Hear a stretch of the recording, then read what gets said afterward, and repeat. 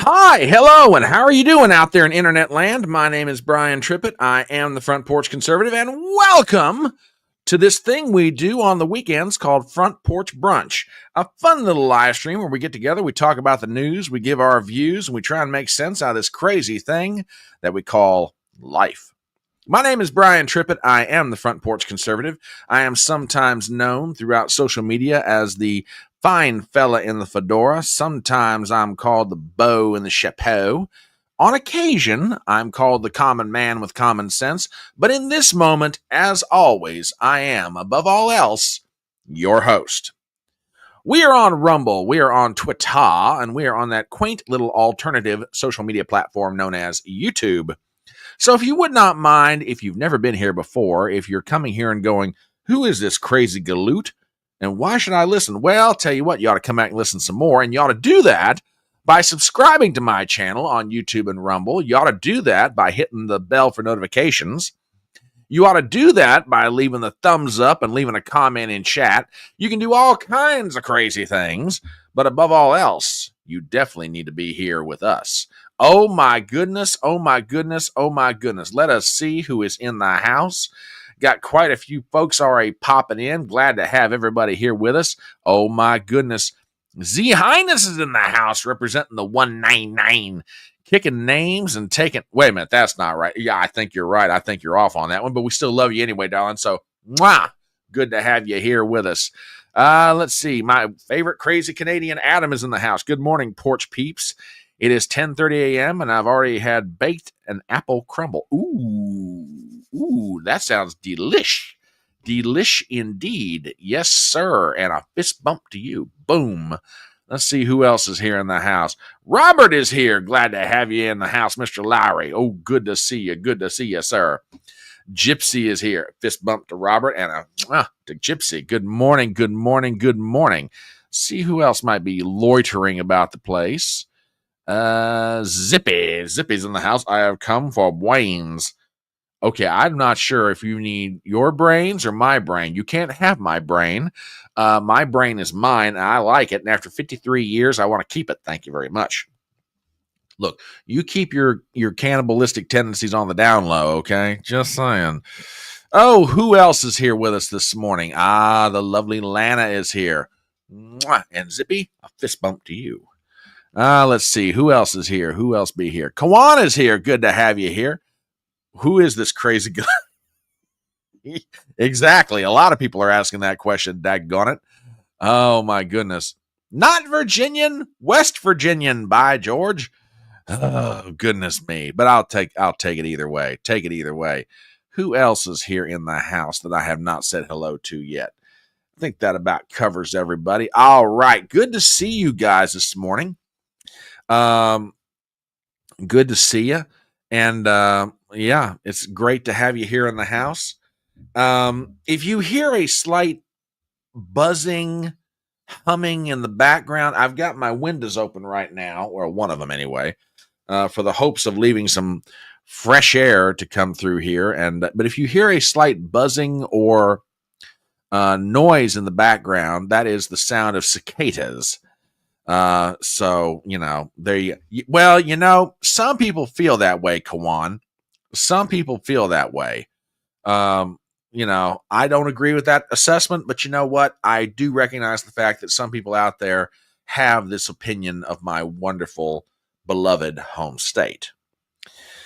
Let's see. Yeah, buddy. Country roads take me home. I wish they wouldn't. Yeah, buddy. Yeah, buddy. Oh, good to have you guys here this morning. Yeah, we've got cicadas outside. We got news inside. We got y'all in the chat.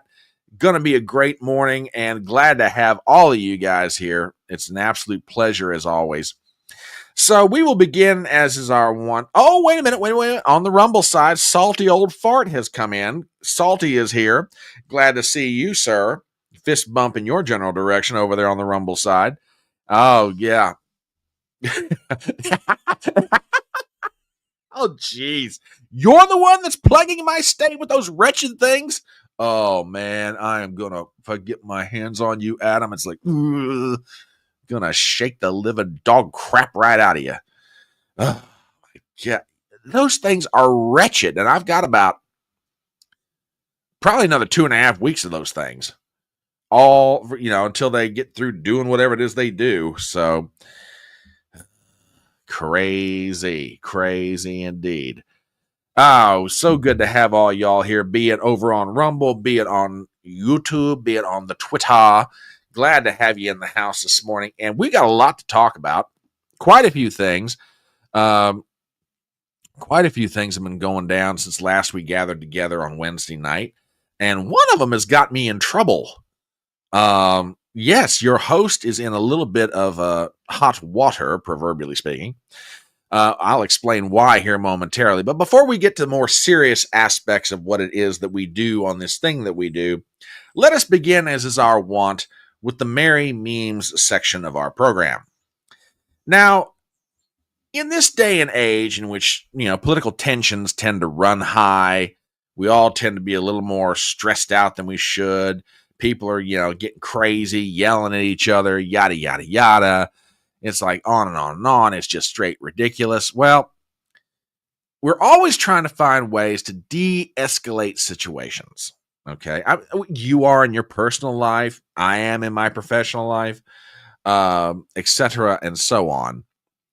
Well, in an effort to try to figure out how to de-escalate certain situations, one of our regulars here on the Electronic Front Porch, Adam, has come up with a way that if you ever find yourself in a conversation with a trans person, he's come up with a way that he thinks will help you de-escalate any potential problems that you may have. Now, I don't know if this is going to work or not, but Adam seems to be of the belief that this will resolve your issues. So maybe it will, maybe it won't. I don't know. Kind of crazy that way, but if you do run onto a trans woman and you say, you need to calm down, sir, Adam is of the belief that this might help. Me, I'm not kind of so convinced yet. I'm just saying, folks. I'm just saying. That one's a little bit rough. A little bit rough. We'll see how that shakes out. Oh my goodness indeed. All right, what the heck? There we go. Well, okay, there we go. All right. So, as you all know, President Trump has returned from his trip to the Middle East, and I'll tell you what, he has had quite the run of success. And, we've seen a lot of images, a lot of things come out of his trip. I think they're all fantastic myself. However, there's some video that, for whatever reason, did not make it on your local nightly news. Now, as always, in an effort to illuminate the public, in an effort to, bring understanding of how things really went down, to give you the behind the scenes, to give you the 411, the true skinny of the situation, okay, we have managed to get our hands on certain video clips of Trump's trip to the Middle East. And let me tell you something. If you thought that Donald Trump was triumphant in his dealings in UAE, Qatar, Saudi Arabia, and other places in between, let me tell you something. You won't even begin to get the half of how good it was. Because, folks, let me tell you something. These video clips you definitely did not see. And I assure you, when you do, it will definitely give you a new perspective on how it went for President Donald J. Trump. So with that, ladies and gentlemen, we're going to go ahead and share this with you. I hope you enjoyed as much as I do. And with that, in 3, 2, and 1.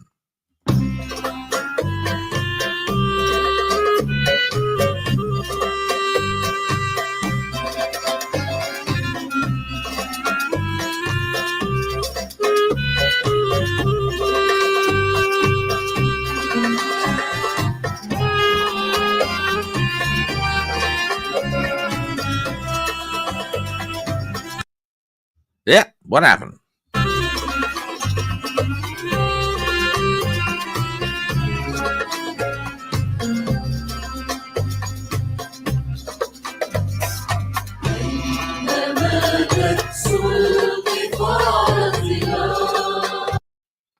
Okay, folks, I don't know about you, but I'm pretty sure that after watching all those videos, Donald Trump definitely won the day in the Middle East. I am very, very impressed. And like I said, these are the things that they don't show you on the nightly news. And it's kind of a shame. It really is. You know, you really wish that that your local evening news would present you with the true skinny of what's going on as the president is representing the United States of America abroad.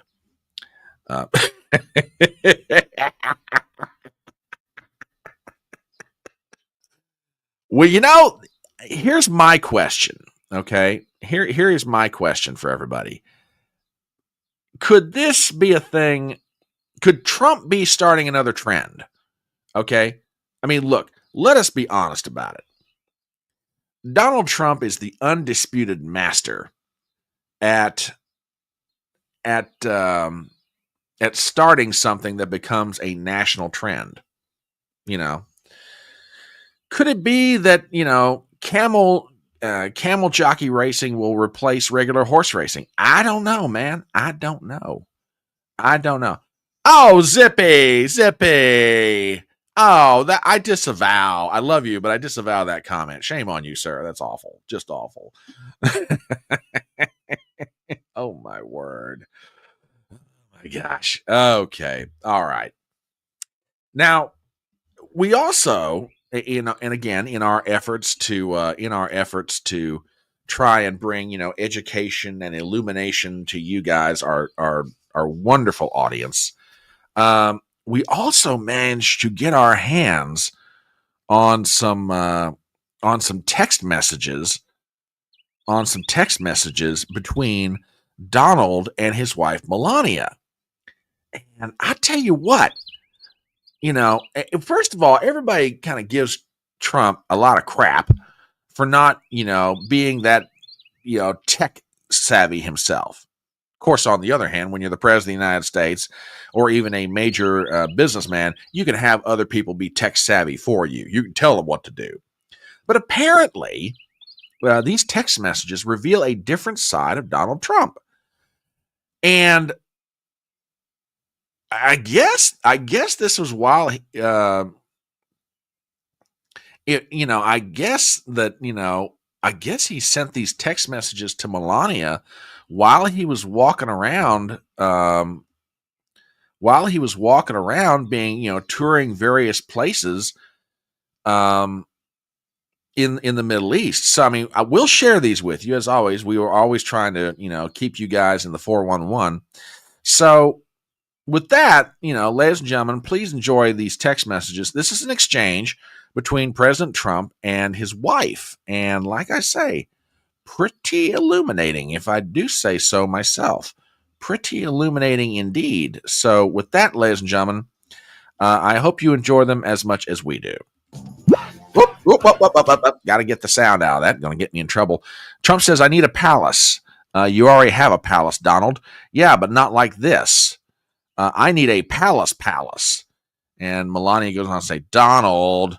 And he's like, I'm camels. I want the camels.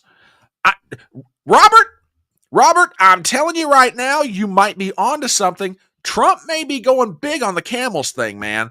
I mean, you might see the Dubai Derby before this is all over with.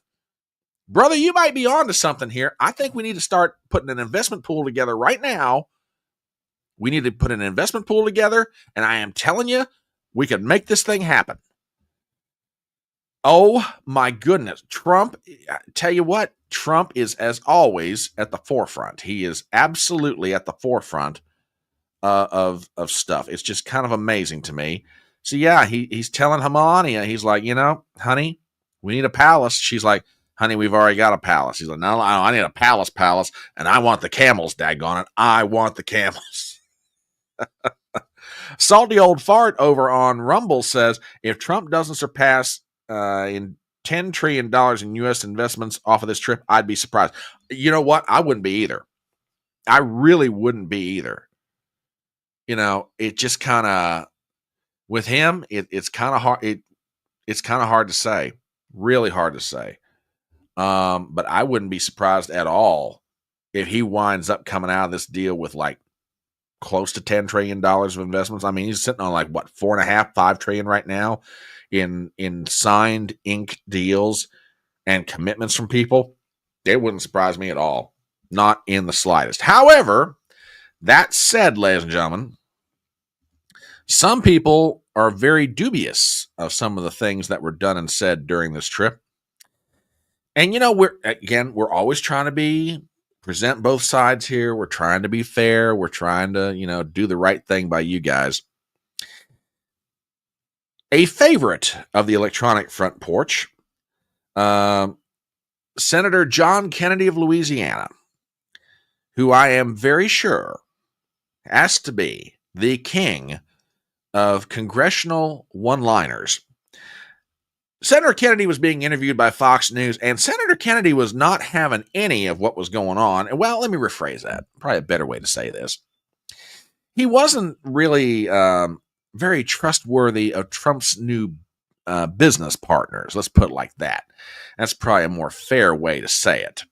So with that, ladies and gentlemen, we'll let you hear Senator Kennedy's comments. And it's a really interesting exchange, as you always expect from the gentleman from Louisiana. And with that, here you go. Well, first, quickly, Qatar. I trust Qatar like I trust a rest stop bathroom. If they want to be friendly, I want to be friendly back. But with those guys, trust in God, but tie up your camel. Oh my God. There's a lot of reasons why I like John Kennedy as a U.S. senator, and it's like I said in a post on Twitter earlier this week.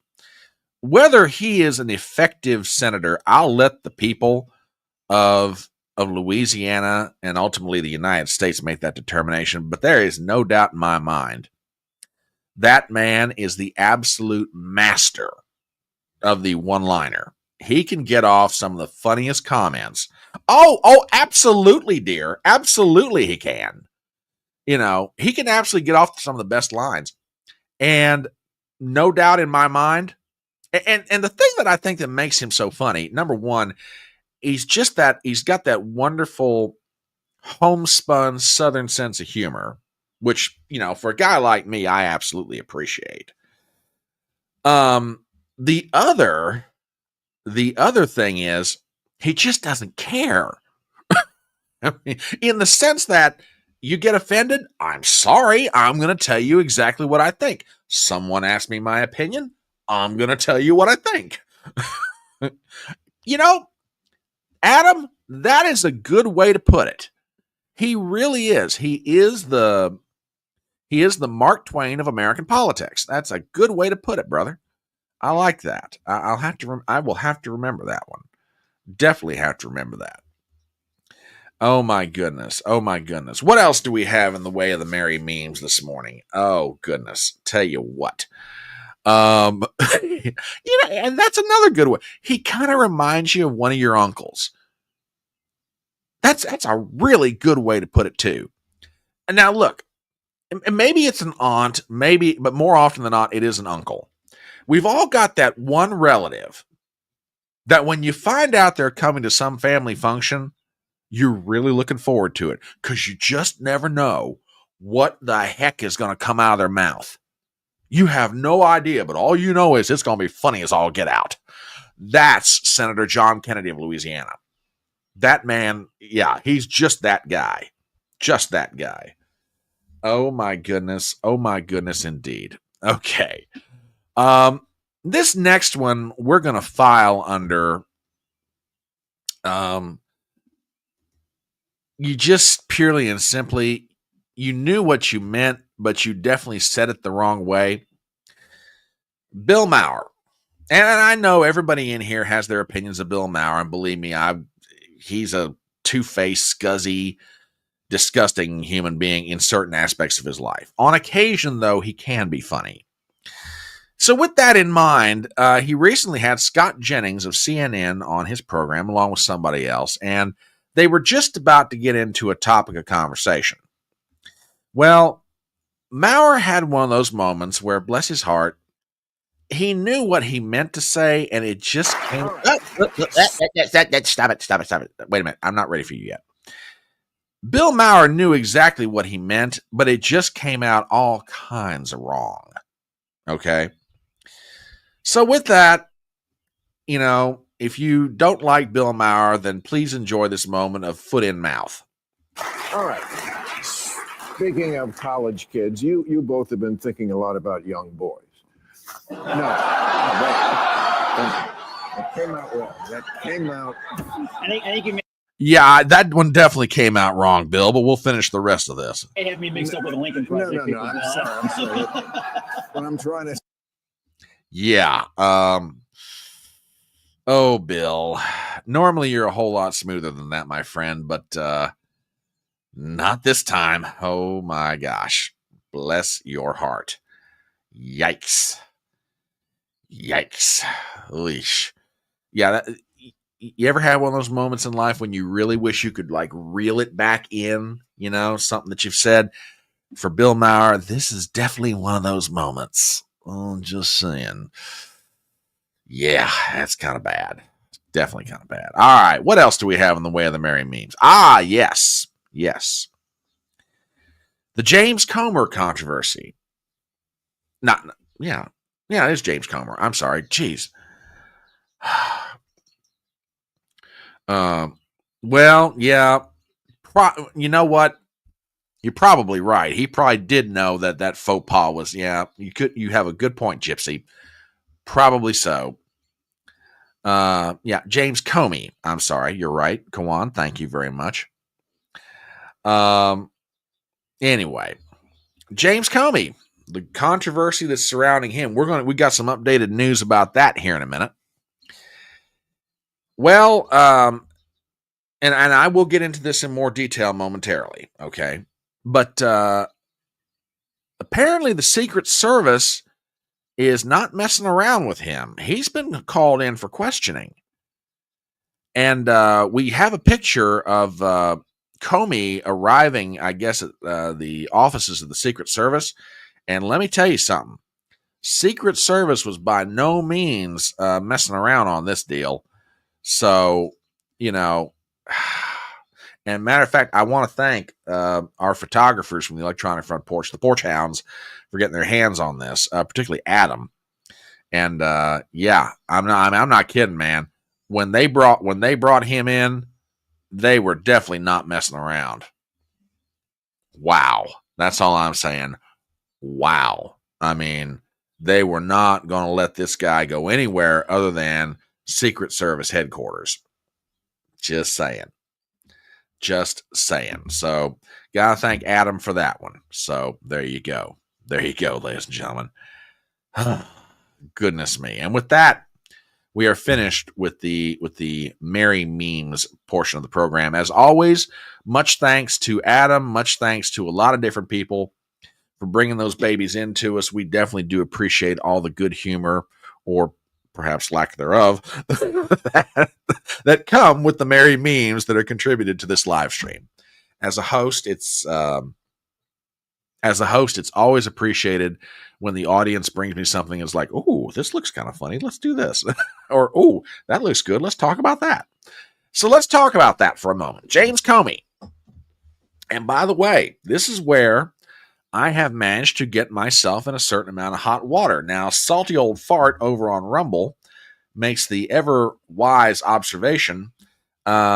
if you're not in hot water, you're not over the target. Well, apparently I got over the target. Now, for those of you who maybe do not or not familiar with my channel, or you're kind of wondering what the heck I'm talking about, I did a video the other day discussing the Instagram post that now has James Comey in hot water with various members of law enforcement of the federal government. Now, for those of you who may not know what I'm talking about, Comey posted a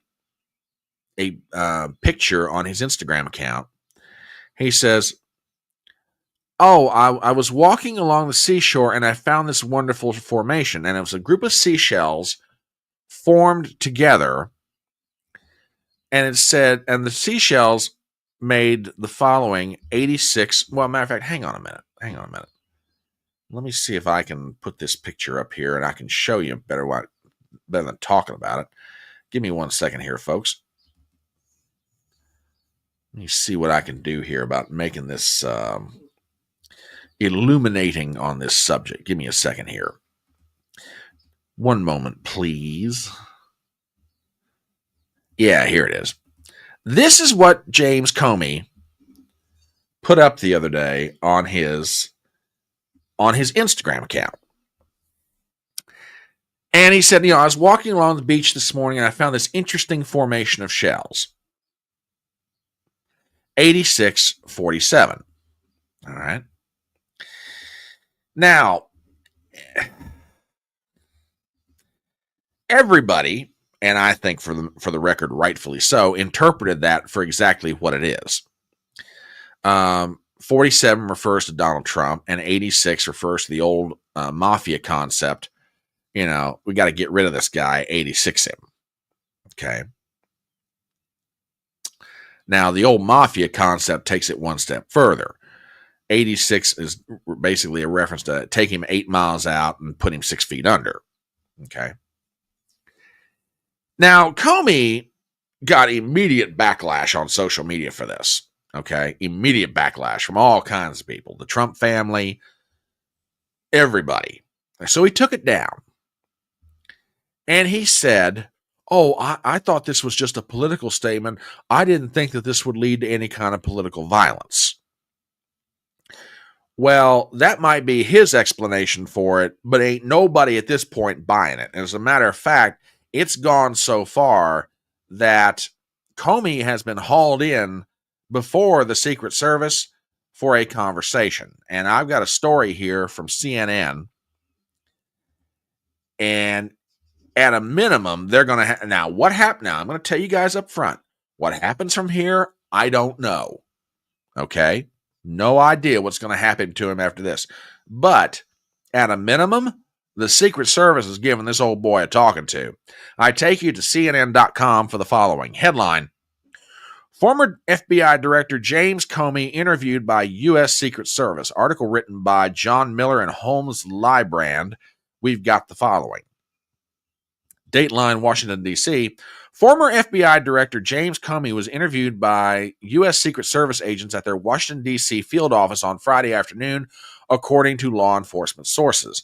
Comey was interviewed by agents investigating a social media post Comey posted on Thursday showing shells in the sand on a beach spelling out 8647, which has become a popular social media code for removing Trump from the presidency. Comey was not in custody and appeared voluntarily, a source said. Trump and his fellow Republicans have attacked Comey for the post, demanding an investigation. Comey, quote, knew exactly what that meant. President Trump said in a Fox News interview, "A child knows what that meant. If you're the FBI director and you don't know what that meant assassination." In explaining why he removed the post, Comey wrote on Instagram that he had posted, quote, earlier a picture of some shells I saw today on a beach walk, which I assumed were a political message.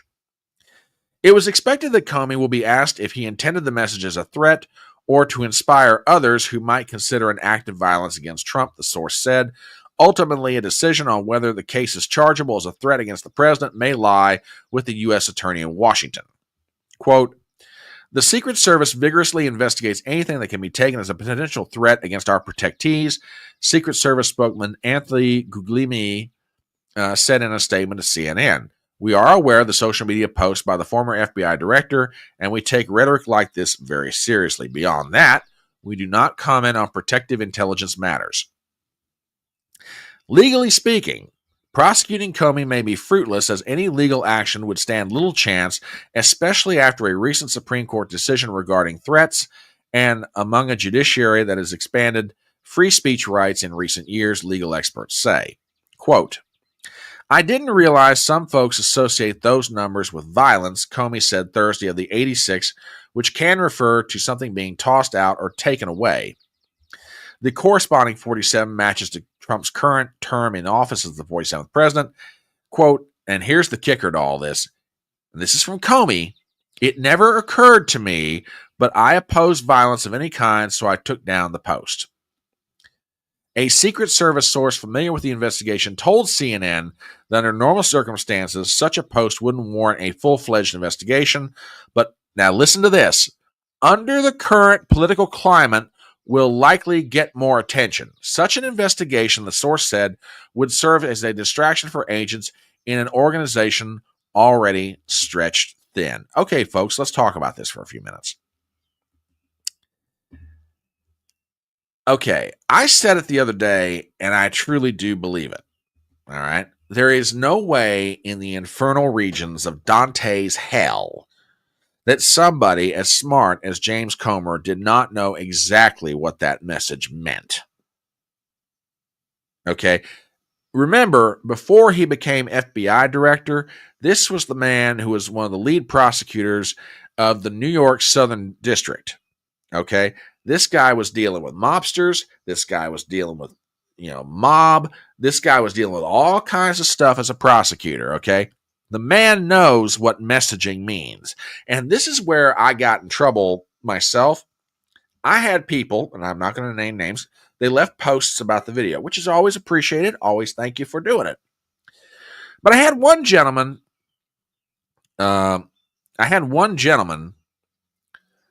reach out to me, posted a message about the video, said, you've got to be kidding me.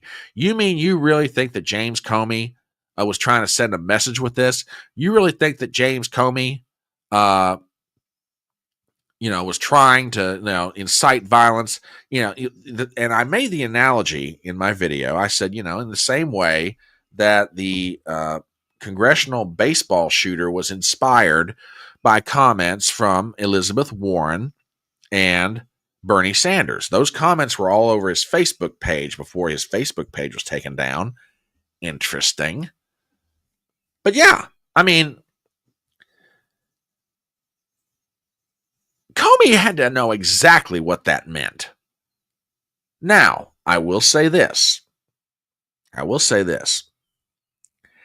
do think the CNN article is correct. Trying to prosecute him on this,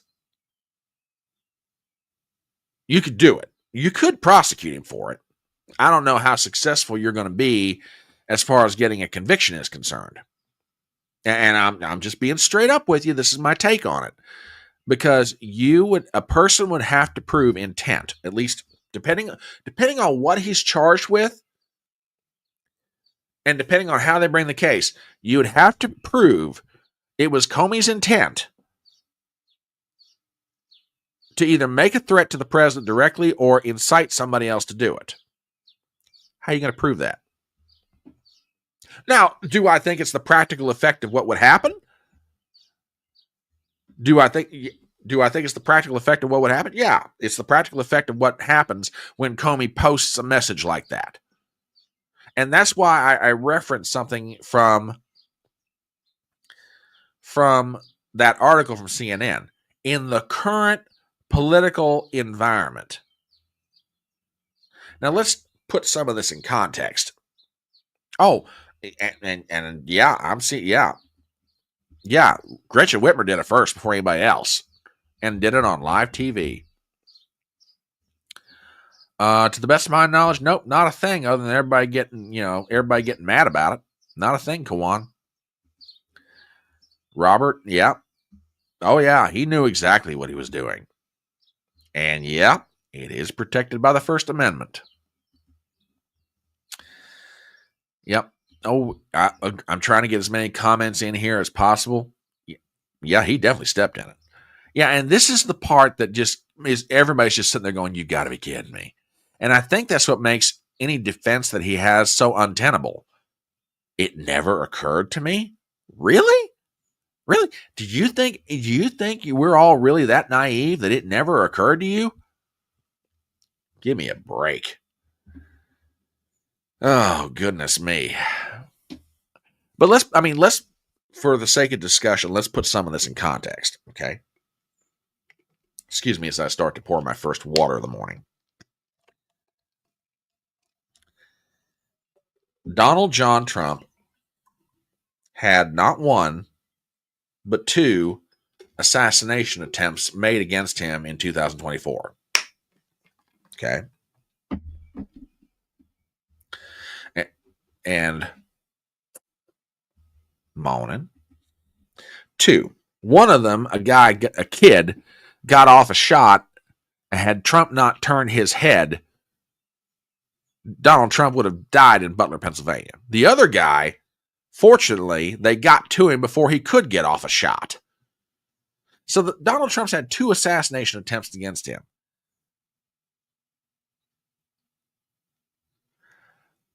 And now that's not fact number one. Fact number two, there are some very, and I mean very unhinged people on the political left that it wouldn't take much to push them. That it wouldn't take much to push them to take action. It's like one of my favorite examples from history that's analogous to this. Henry II, King of Great Britain, was having a dispute with his former friend and now Archbishop of Canterbury, Thomas à Becket. And the story goes that Henry was in his castle in London. He had several of his most loyal knights around him, and he said to no one in particular, "Would to God that someone rid me of this troublesome priest."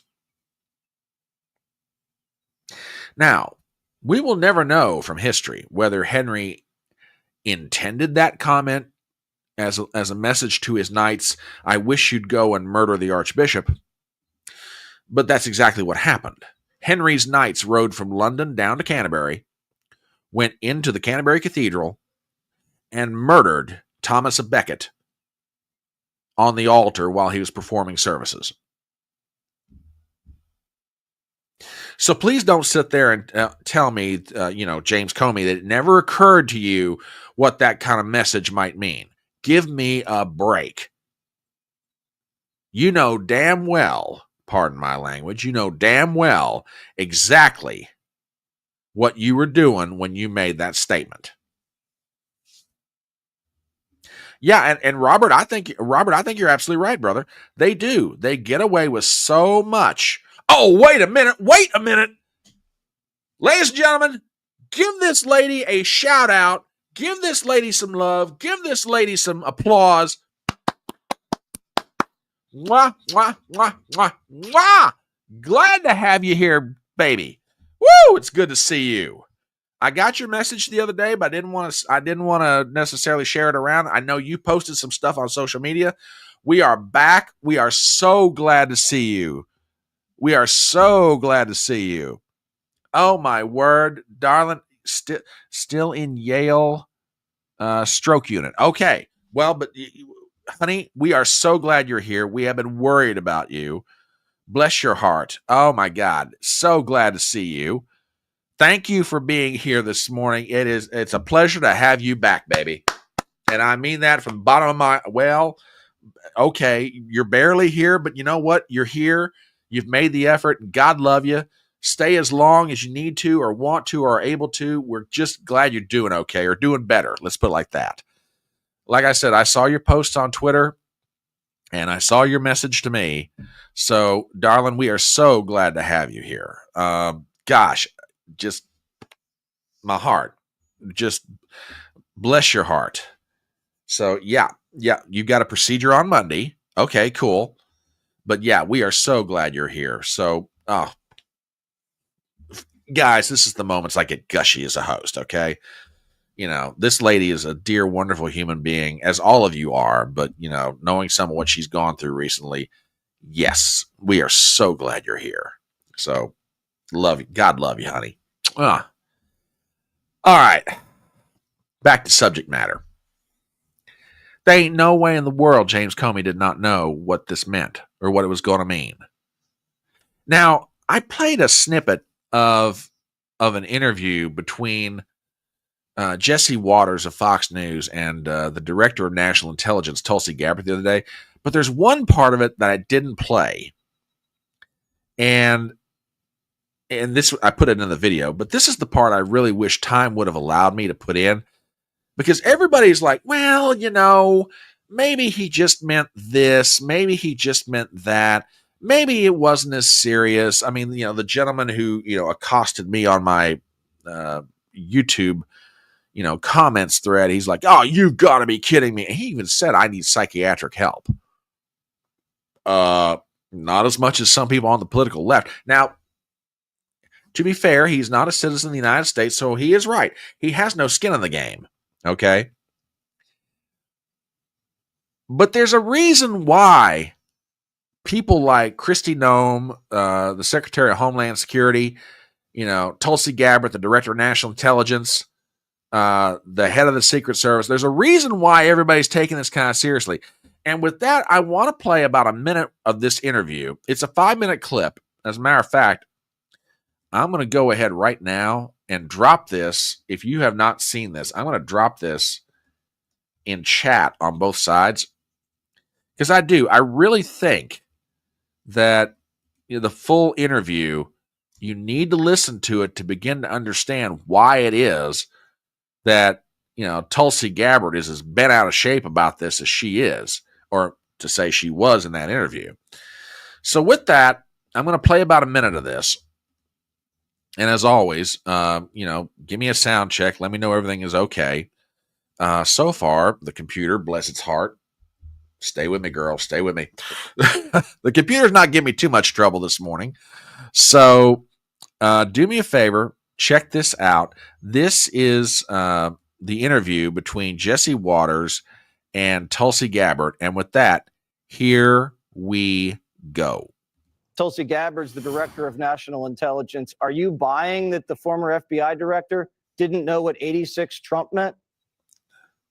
Absolutely not, Jesse. That is a ridiculous and insane statement to make, certainly within this context, but especially coming from a guy who's the former director of the FBI, a guy who spent most of his career prosecuting mobsters and gangsters, people who know and execute other humans and use this exact lingo of 86. Comey himself admitted in his follow-on message that he knew that this was a political statement. Well, the only reason he knew that, Jesse, was because a little over a month ago, a bunch of anti-Trump, anti-Elon Musk protesters were proliferating the use of this 8647 slogan, which was a veiled call to action to murder the sitting president of the United States. Now you begin to understand why it is that everybody on the right side of the political spectrum is getting bent out of shape about this.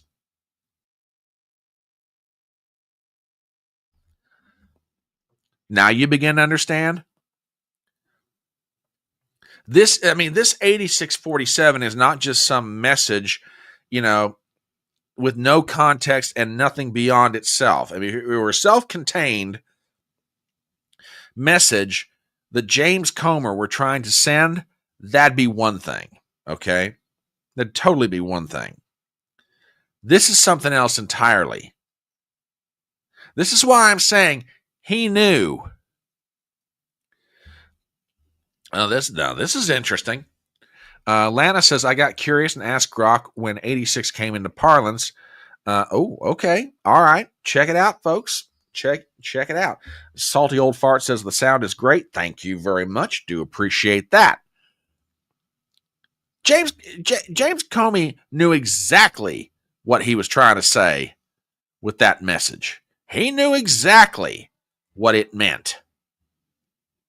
I mean, I don't want to hear this crap that, I didn't realize it would lead to political violence. Really? Come on, buddy. Give us all a break. Ain't nobody buying it, including the Secret Service. Now, like I said, what happens to him from here? I have no idea. No idea at all. Oh, so it's meant that all the way back to the fort. Yeah, okay. Yeah. Oh, I had no idea what it meant. Well, in common parlance, everybody knows exactly what it meant. So, take that. Yeah, they think we are stupid. That's a good way of putting it, sir. That is a good way of putting it. So, yeah, as it stands right now, James Comey has been interviewed by the Secret Service. Oh, by the way, I will share this with you. Apparently, Comey's not the only one. From what I understand, and again, I'd have to run this down, but from what I'm reading, it may very well be they've interviewed his wife, and they also interviewed another social media figure by the name of Ed Kranzenstein. Again, I could be mispronouncing his name. Ed Kranzenstein, and I think is also another person who's made comments, and they've interviewed him too. So, like I say, what happens out of all this, I don't know, but it is being taken seriously. But the thing that kind of gets me, and this goes to some of y'all's comments.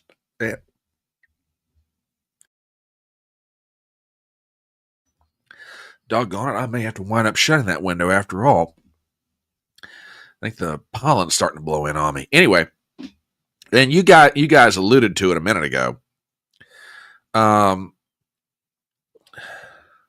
Oh, you have surgery on Monday. All right, y'all, be praying for this good lady. Please be praying for our good friend here. So, thank you for letting us know, darling. You guys have been alluding to it, but you're absolutely right. If this were the other way around, okay? If this were the other way around, don't you think that Democrat prosecutors and Democrat political figures, not only would they not have interviewed the person in question through the Secret Service, they'd already have him in jail. Yet the political right doesn't do that sort of thing. Now, I'm not trying to make a call to be like jail everybody who says something that Trump doesn't like. That's not what I'm saying here. I'm just saying that it is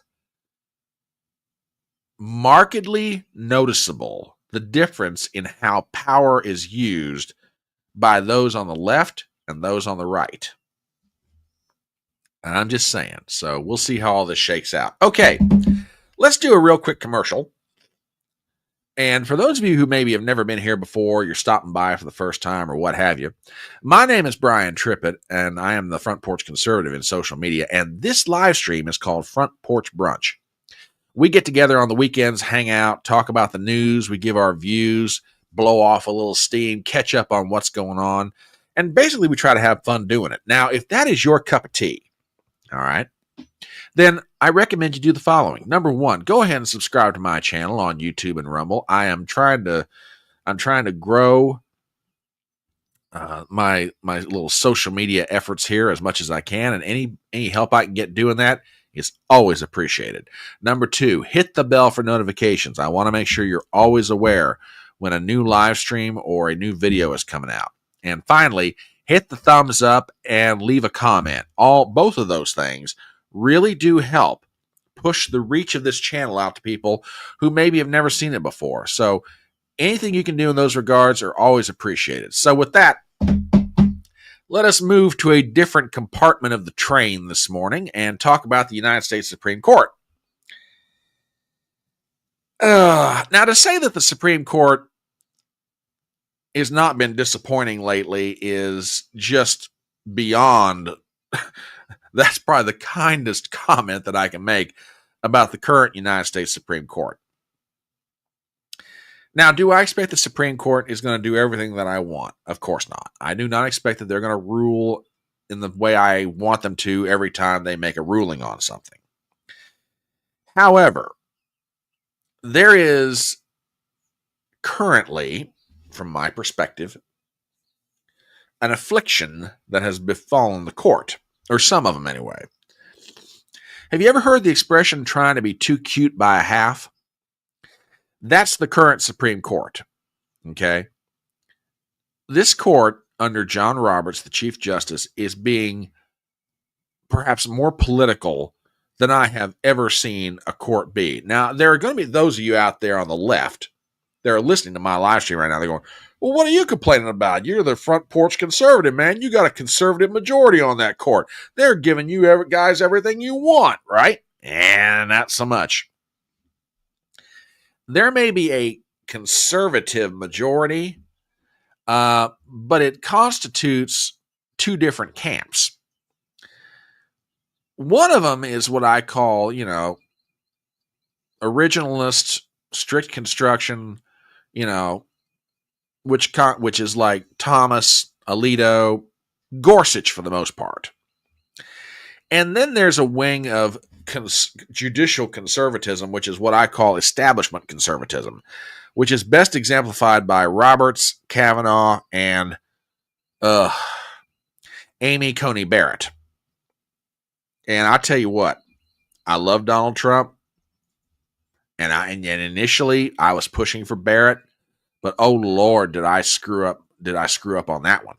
And bless his heart, Trump screwed up worse than I did because he's the one that helped put her on the court. Barrett is a major disappointment. But all that said, so the Supreme Court on Friday dropped a ruling that is just absolutely making conservatives just go up in arms. And we've got a rhino majority. It's probably the better way to put it. We have a rhino majority. So, not a good situation. Yeah, that's an even better way of saying it. Amy Phony Barrett.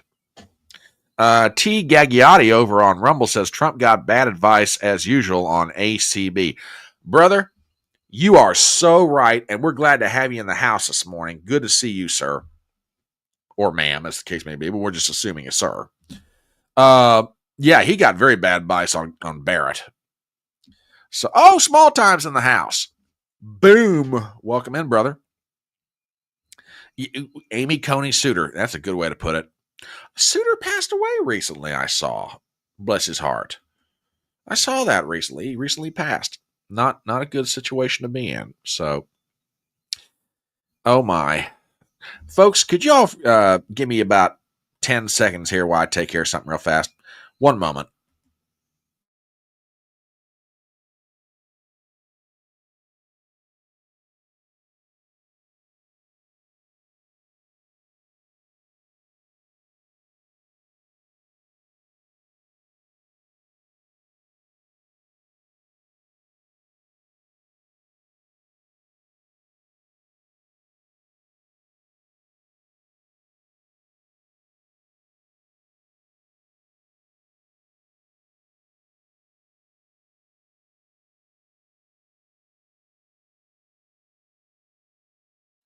Sorry about that, folks.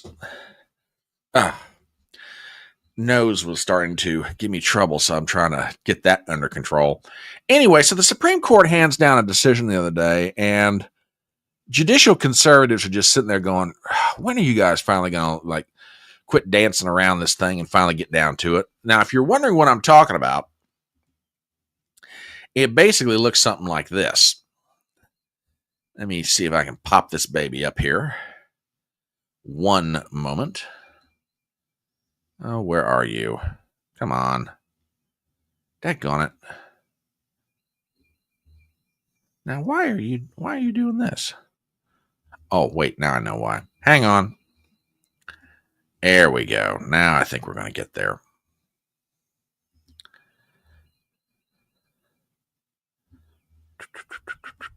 One moment, please. Here we go. Headline from NBCnews.com. Supreme Court rules administration must give Venezuelans more time to challenge deportation under the Alien Enemies Act.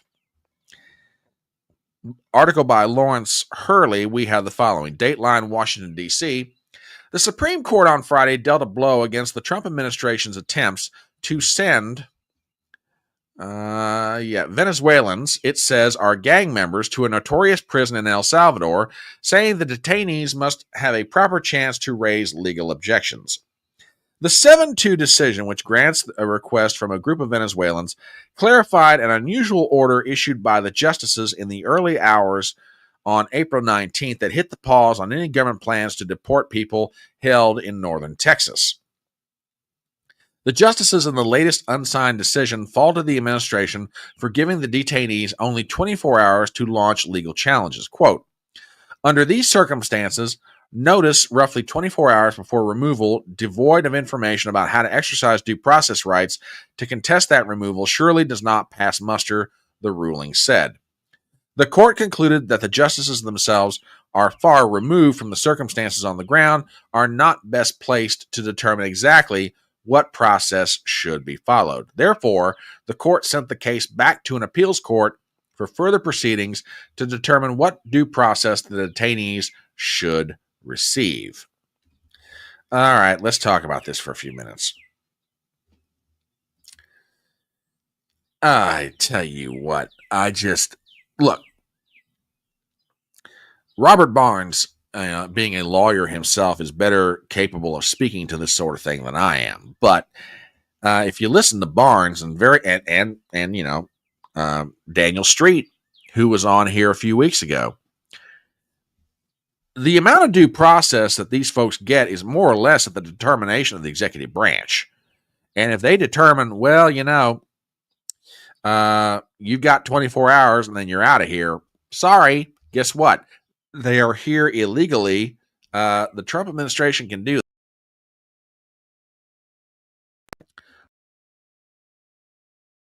What's going on here?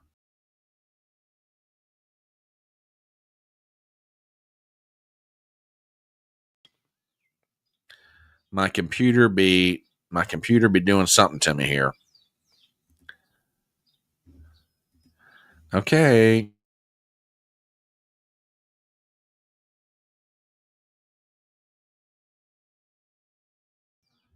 Well, folks, yep, I checked the camera.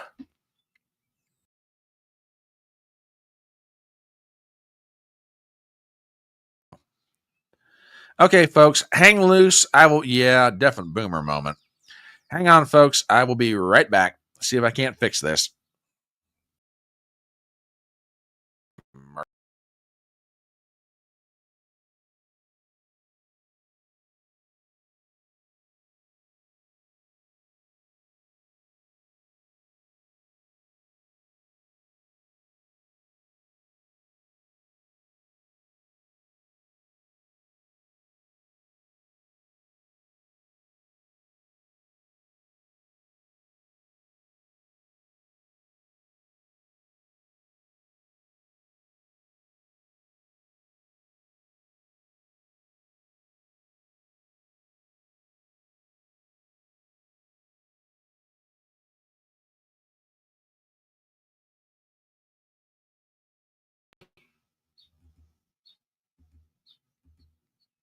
Okay, there we go. We're back. Yeah, no kidding, Zippy, no kidding. And Zippy with a Rumble rant says, 4-box dinner says Barrett is rules trying to make sure the law is correct and not be rushed. That's why she seems like she flip-flops so bad or undercooked case. Well, could be. What?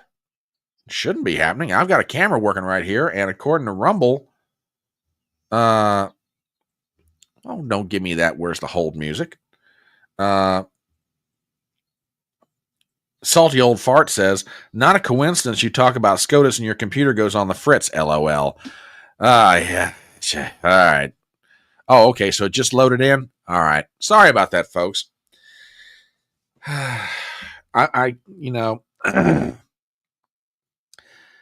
I know that I'm going to need to get a new computer, but it's just, right now, just circumstances won't allow me to do it. But believe me, when it does happen, I'm going to shout. I'm going to shout hallelujah. Trust me. Oh, now that's not even nice. But it is funny. Jeez. Man, believe it or not. Believe it or not, Brian isn't at home. Please leave a message at the beep. Oh, God. Y'all are awful. Awful. So, yeah, the Supreme Court is trying to tell the president, get sponsored by MetaPC? Well, I wouldn't mind doing it, but I don't think I've got a big enough audience to justify them doing it. But, I'll ask them. We'll see. Oh, now this is even worse. No, we are not still on dial-up. Thank you very much. Oh, my God. Y'all are just y'all just bashing my state this morning. I tell you what. Oy vey. Oy vey. Now, where is this going to go? Is probably the best question to ask at this point. In other words, what do we think is going to happen here? I don't know. My refrigerator is running. Thank you very much. I appreciate that. Now, small time, this is a good way of putting it. The courts seem way more concerned with stopping legal exporting of immigrants than with stopping illegal importation. Now, that's a good way to put it. That's a really good way to put it, sir. Fist bump to you.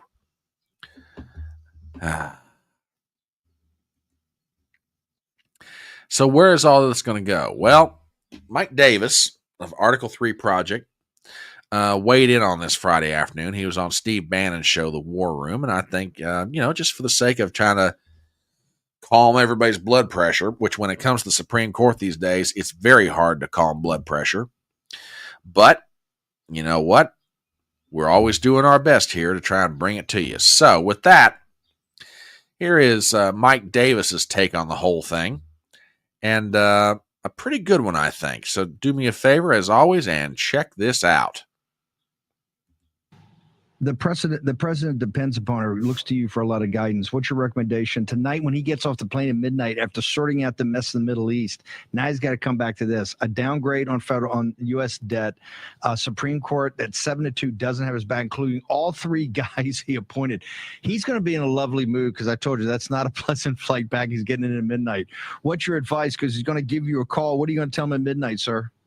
Well, what's going to happen is this is going to get sent down to the Fifth Circuit. The Fifth Circuit's going to largely side with President Trump. They're going to make up some arbitrary number to 7 days, 14 days, 21 days of notice to appease the Supreme Court justices, give them time to change their tampons, and then this thing is going to resolve itself. So I would say to the president, just let's go through this process down to the expedited process down to the Fifth Circuit. Let the adults on the Fifth Circuit rule the way they're supposed to rule.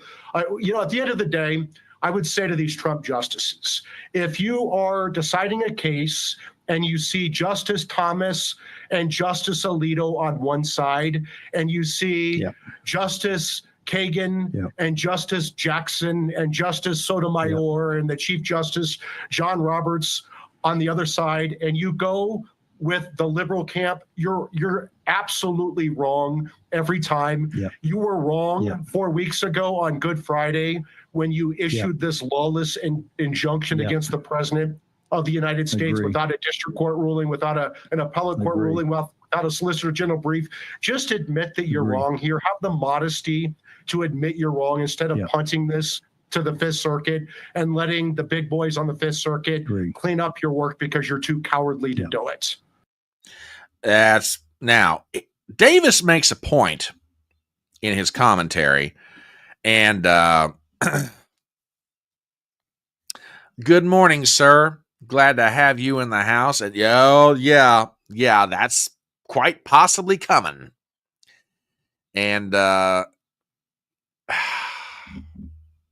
make a prediction right now. Well, if you're wondering what Ruben, the inestimable Ruben Christopher Haynes, is referring to, there is the possibility that Trump could invoke a constitutional provision which allows him to suspend habeas corpus. If that does happen, if it happens. Look for it to happen before the end of the summer after the Supreme Court hands down their rulings, depending on how they go. Let's put it like that. But there is a point that that Davis made in his commentary to Bannon, and that is, you made a ruling back on Good Friday that didn't have a district court ruling on it, didn't have an appellate court ruling. You just ruled and ran over top of everybody. Okay. Well, I do have to say that he's got a point. And what I'm talking about is this. Let me show you something from back when Biden was president and the Supreme Court was ruling on a case called Texas versus U.S. or U.S. versus Texas, excuse me. And the writing that you're about to read comes from Amy Coney Barrett. Okay. This paragraph right near the bottom, as far as I know, the court has never reviewed the decision of a court of appeals to enter or not enter an administrative stay. I would not get into the business. When entered, an administrative stay is supposed to be short-lived prelude to the main event, a ruling on the motion for a stay pending appeal. In other words, Amy Coney Barrett is saying, hey, we really shouldn't rule on something here until we have, at a minimum, something from the Court of Appeals. Okay? Now, fast forward to the era of Donald Trump, in which she says the following.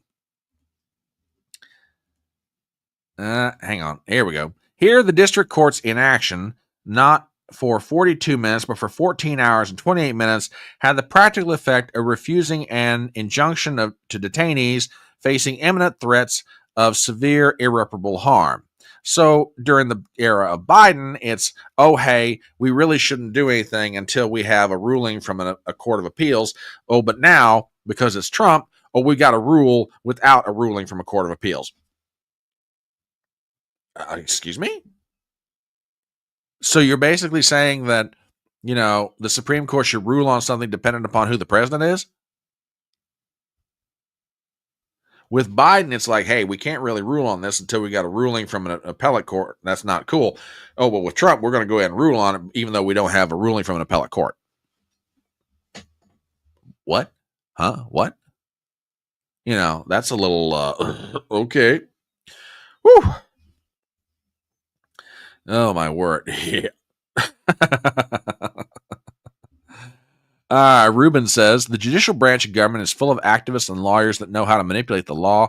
Congress is an assembly of corruption from the lobbyists. Yeah, it's compromised, and the Congress is compromised. Okay, thank you. All right, that's what you meant.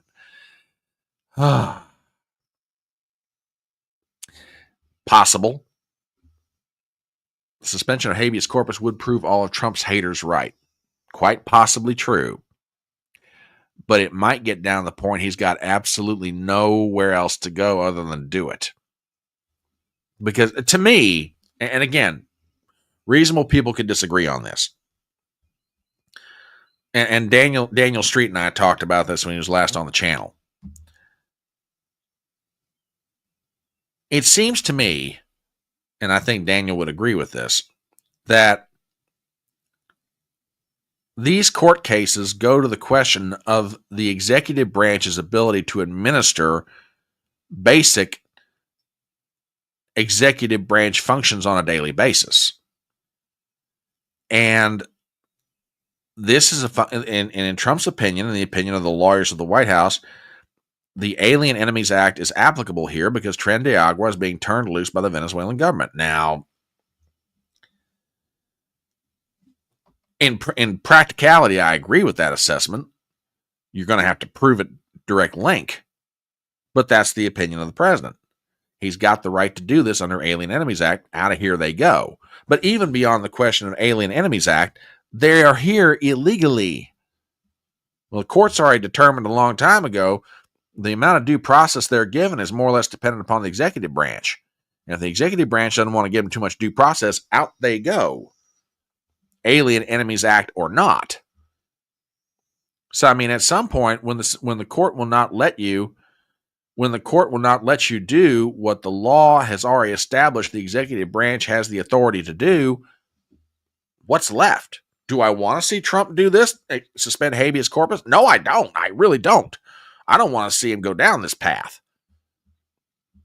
But then again, when you've got 10 million illegal aliens who are just basically allowed to just walk across the borders, what are you going to do here? You know.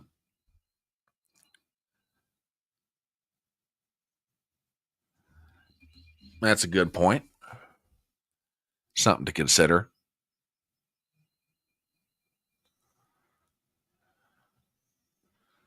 True. Good points. So yeah, this is where we be, folks. The Supreme Court has ruled, nope, no removing these folks. You've got to take it back to the Fifth Circuit. Maybe Davis is right. Maybe this thing resolves itself in a few weeks. I don't know.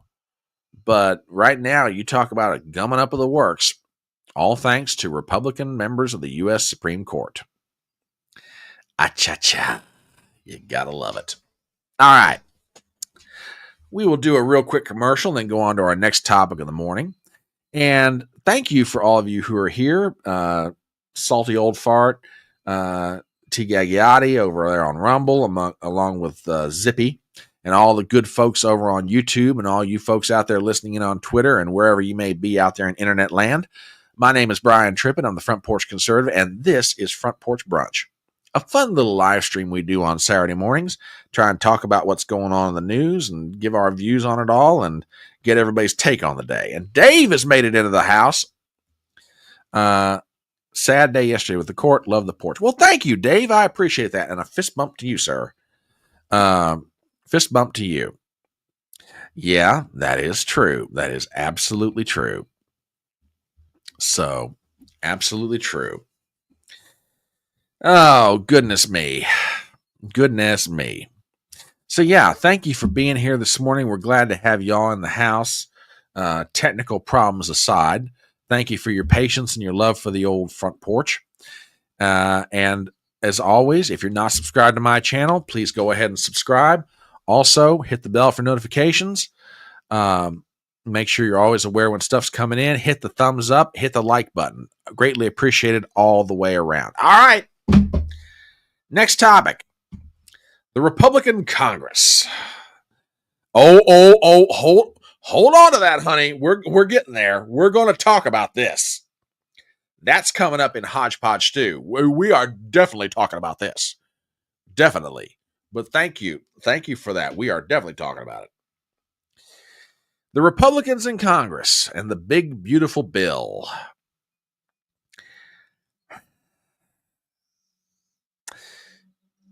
This is one of those fights inside the political family, as it were. Normally, the best piece of advice I can give people is, hey, if you got a fight inside your family, you keep it behind closed doors. Well, that would be true for any other family other than the Republican family that is the Congress. So yesterday in the Budget Committee, a vote was taken on whether to advance the budget bill, the one big beautiful bill, as it's called. And it failed. So let's go to the headlines and we'll get into a discussion of this. Because, as always, we're trying to share what we know. And this is a good question to talk about. From abcnews.com, we have the following. Headline. Republican hardliners defy Trump-Johnson megabill fails to advance. Article by Lauren Peller, John Parkinson, Jay O'Brien, Arthur Jones II, and Sarah Beth Hensley. Lord, y'all over at ABC had to get that many people writing on this article? Holy cow. Dateline, Washington, D.C. A vote on the mega bill aimed to advance President Trump's agenda failed in the House Budget Committee Friday with objections from hardliners halting the bill's progress at the committee. Republican Representatives Andrew Clyde, John Bresheen, Lloyd Smucker, Ralph Norman, and Chip Roy all voted against clearing the bill out of committee, defying Trump and Speaker Mike Johnson. The committee complained in part that the bulk of the savings in the legislation doesn't take effect until after Trump leaves office. The committee vote failed with just 16 lawmakers in favor and 21 against. The move is a setback for Johnson and Trump, who earlier called on the holdouts to fall in line and unite behind the bill, with Trump saying in a social media post that, quote, "We don't need grandstanders in the Republican Party." Norman said he wants commitments from leadership on changes to Medicaid work requirements that don't take effect until 2029 and imposes more frequent eligibility checks for beneficiaries. Quote, "I'm tired of smoke and mirrors," Norman said on Friday. "This isn't a grandstand. I don't need to grandstand." The ordeal has been another test of Johnson's speakership as he works to placate the hardliners and unify the factions of his conference. House Republican leaders will now continue to negotiate with holdouts behind closed doors, and the Budget Committee will reconvene Sunday night at 10 p.m. While the delay is not ideal, there is still a chance the bill could clear the House before the Memorial Day recess. Okay, let's talk about this for a few minutes. You know, I love it when the mainstream media says that people who want to try to reduce federal spending are hardliners. That just blows my mind. Do I expect it from the media? Yeah, I do. But it's still just blows me away. Now, look, some of those names I don't know that much about. Ralph Norman, on the other hand, from South Carolina, is a fairly decent guy. I mean, and he's been a deficit hawk for a long time. All they're wanting, at least from my understanding of it, is they want the spending cuts to take effect much sooner. And frankly, that's not a bad idea, especially given the fact that certain things are happening, trying to send signals to Congress. Hey, you need to do something about your spending. This is getting out of hand. And if you're wondering what I'm talking about, I've got a story here from justthenews.com, which is kind of out there in the ether, but definitely I want to share it with you guys because people are trying to tell them, hey, you need to do something about your spending. Headline, Moody's downgrades U.S. credit rating over, what is it? High deficit. Article by Misty Severi, we've got the following.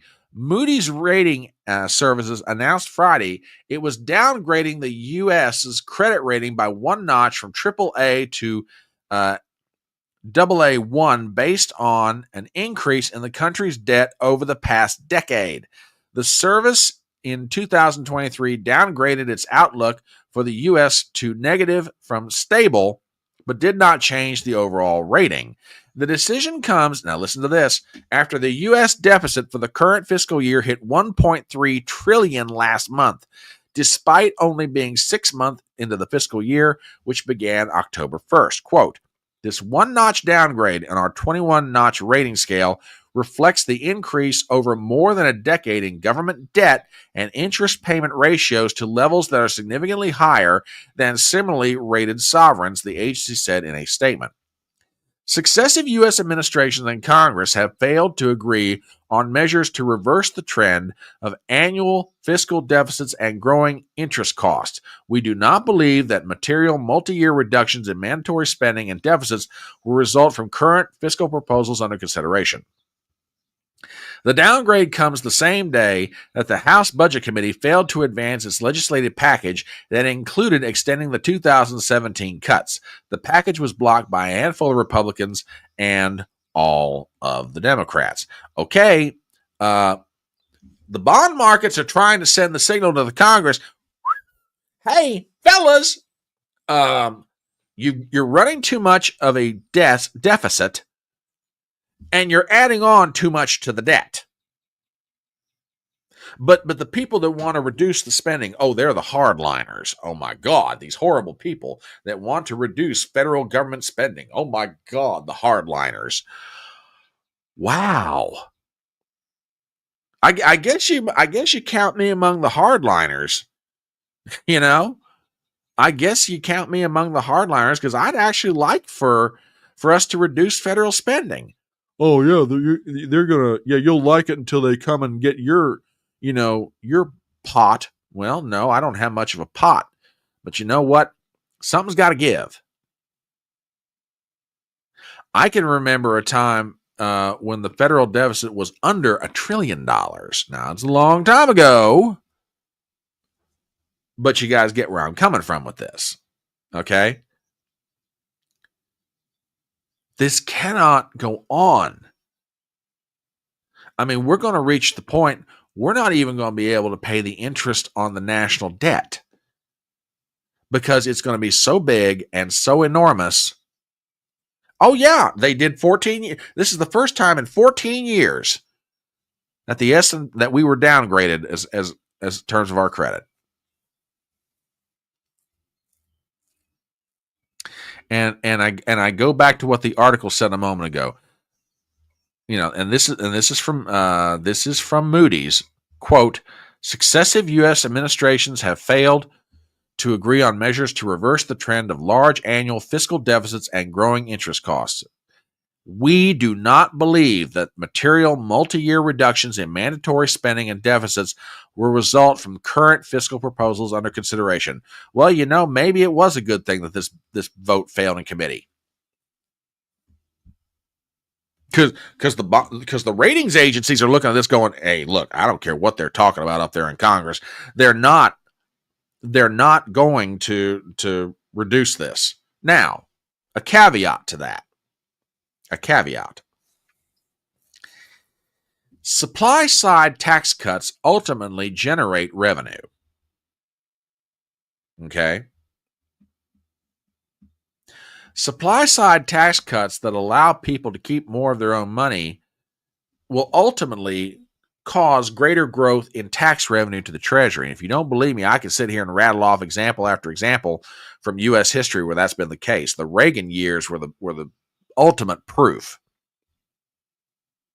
So in one sense, the tax cuts being proposed in this one big beautiful bill, yeah, they're a good idea. They should be done. They absolutely should be done. But that's not enough. Sooner or later, Congress has finally got to get hold of this thing and start reducing spending. And I mean, don't just reduce the rate of growth. I mean, actual cut it. Which, by the way, y'all do know that that's one of the biggest gimmicks in Washington, D.C., right? Whenever you hear somebody in Congress say, well, we're cutting spending, you need to ask them a very important question. Now, wait a minute. Are you cutting the rate of growth or are you cutting the spending? Now, if you don't know what I'm talking about here, try this on for size. Congress employs a little trick called baseline budgeting. Give you an example of how this works. Let's say that last year, okay, Congress spends $1. All right. This coming year, according to the baseline, they're going to spend $1.50. Okay. Well, some congressman comes along and says, no, we need to reduce spending. So we want it to be $1.25. Now, the congressman gets to say, oh, look here. I reduced spending. I cut government waste. No, you didn't. You cut the amount of the projected growth in spending, but you didn't cut spending. If you'd have cut spending, we'd be spending 75 cents this year as opposed to $1.25. See, you increased spending by 25 cents over what it was the year before, but you haven't actually cut the spending.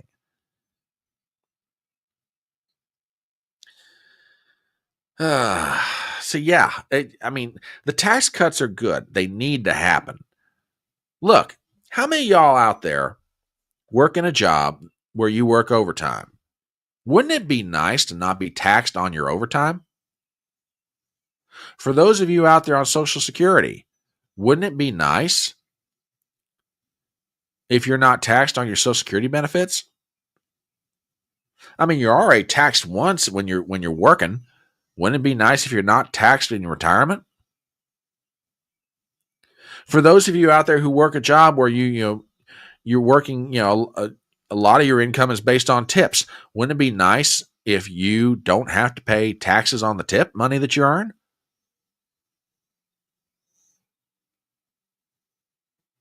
I think it'd be great.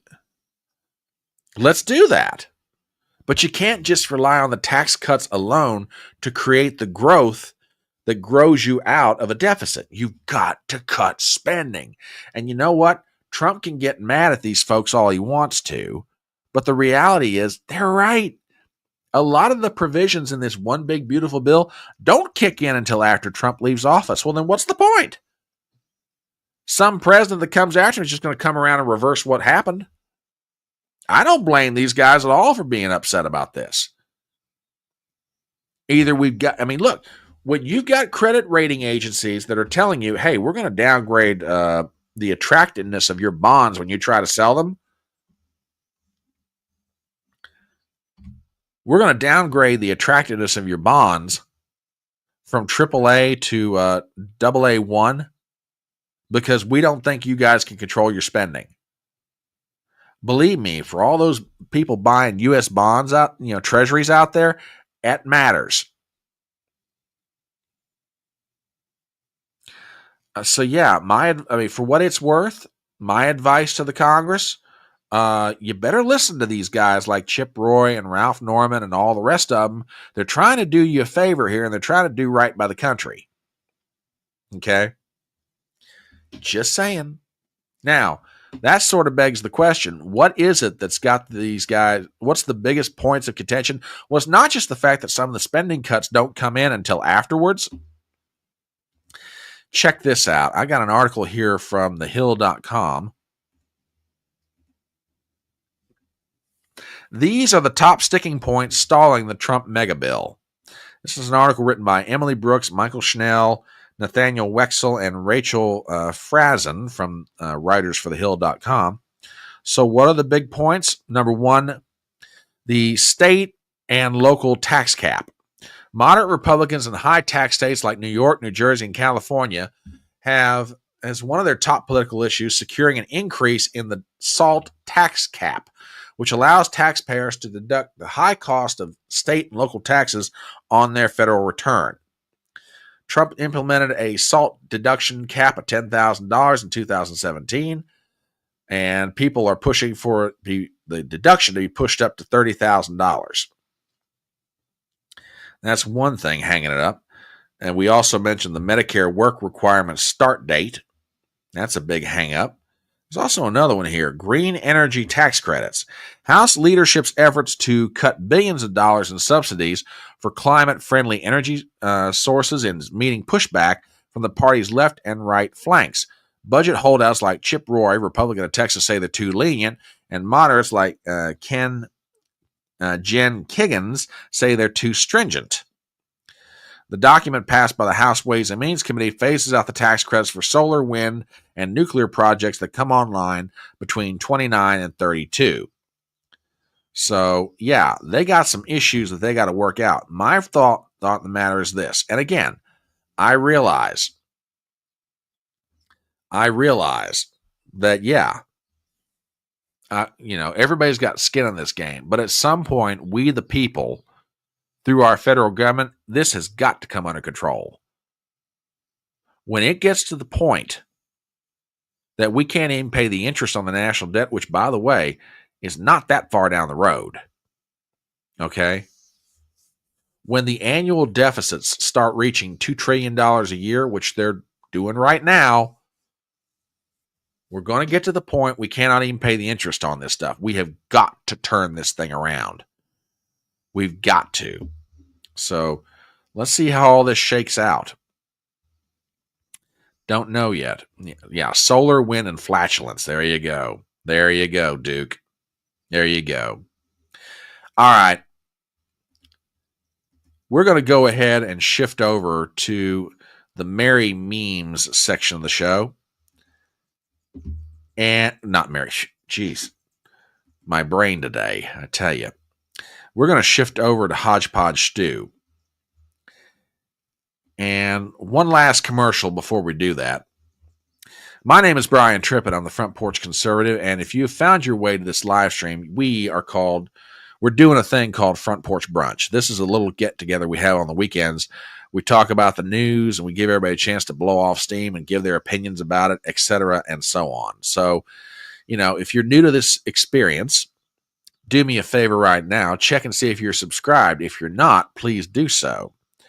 Also, hit the bell for notifications. Let's make sure you're always aware when I got something new coming out. Also, please do me a favor and hit the thumbs up and leave a comment in chat. It will really help the reach of this channel.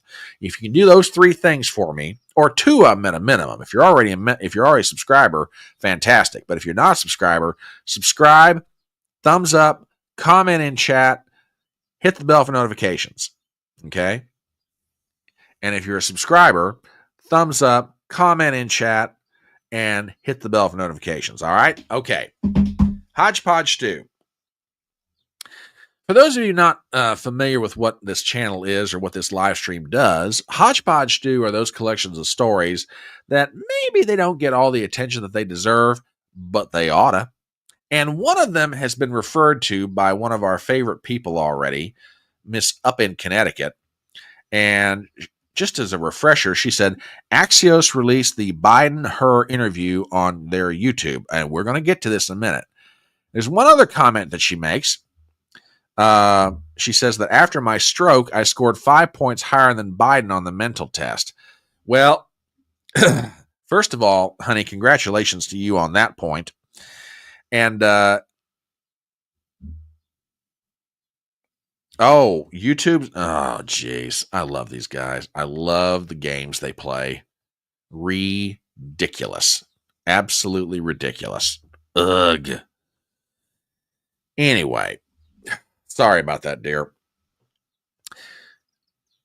Axios got their hands on something that, between Jake Tapper's book that came out this week that he co-authored with Alex Thompson of Politico. I mean, Jake Tapper's book was bad enough for the Democrats in terms of reminding everybody about Joe Biden. I'm going to make an argument that what Axios got their hands on is going to make Jake Tapper's book look tame by comparison. Now, if you have not heard about this yet, late yesterday afternoon, Friday, Axios.com got their hands on the 5-hour interview that Special Prosecutor Robert Hur did with President Joe Biden regarding the document scandal. Documents that should not have been where they were found in places like, Biden's garage, offices in the Georgetown area, etc., and so on, right? So Axios got their hands on the whole 5-hour interview.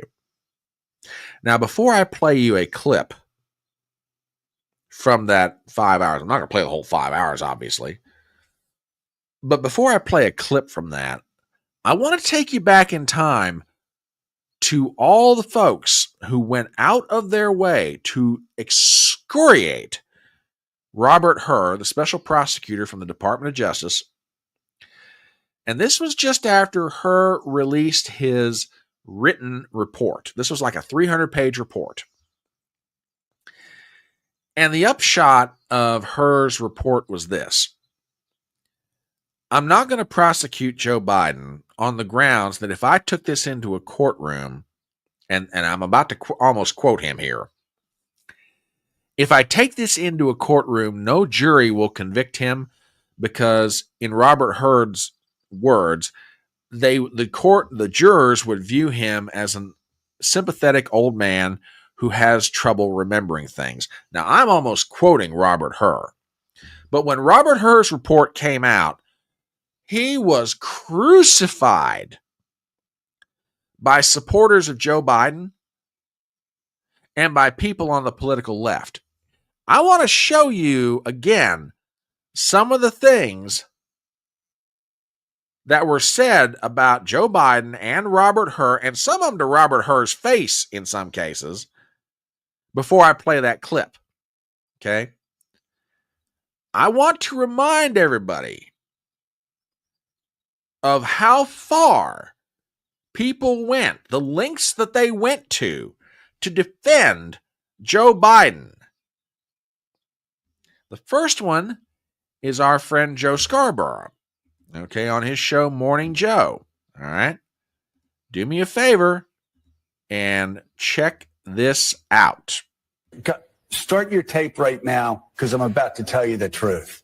And F you if you can't handle the truth. This version of Biden, intellectually, analytically, is the best Biden ever. Not a close second. And I've known him for years. The Brzezinskis have known him for 50 years. If it weren't the truth, I wouldn't say it. Okay, there you got old Joe. You know, he's out there defending him, right? This version of Joe Biden is the best version of Joe Biden.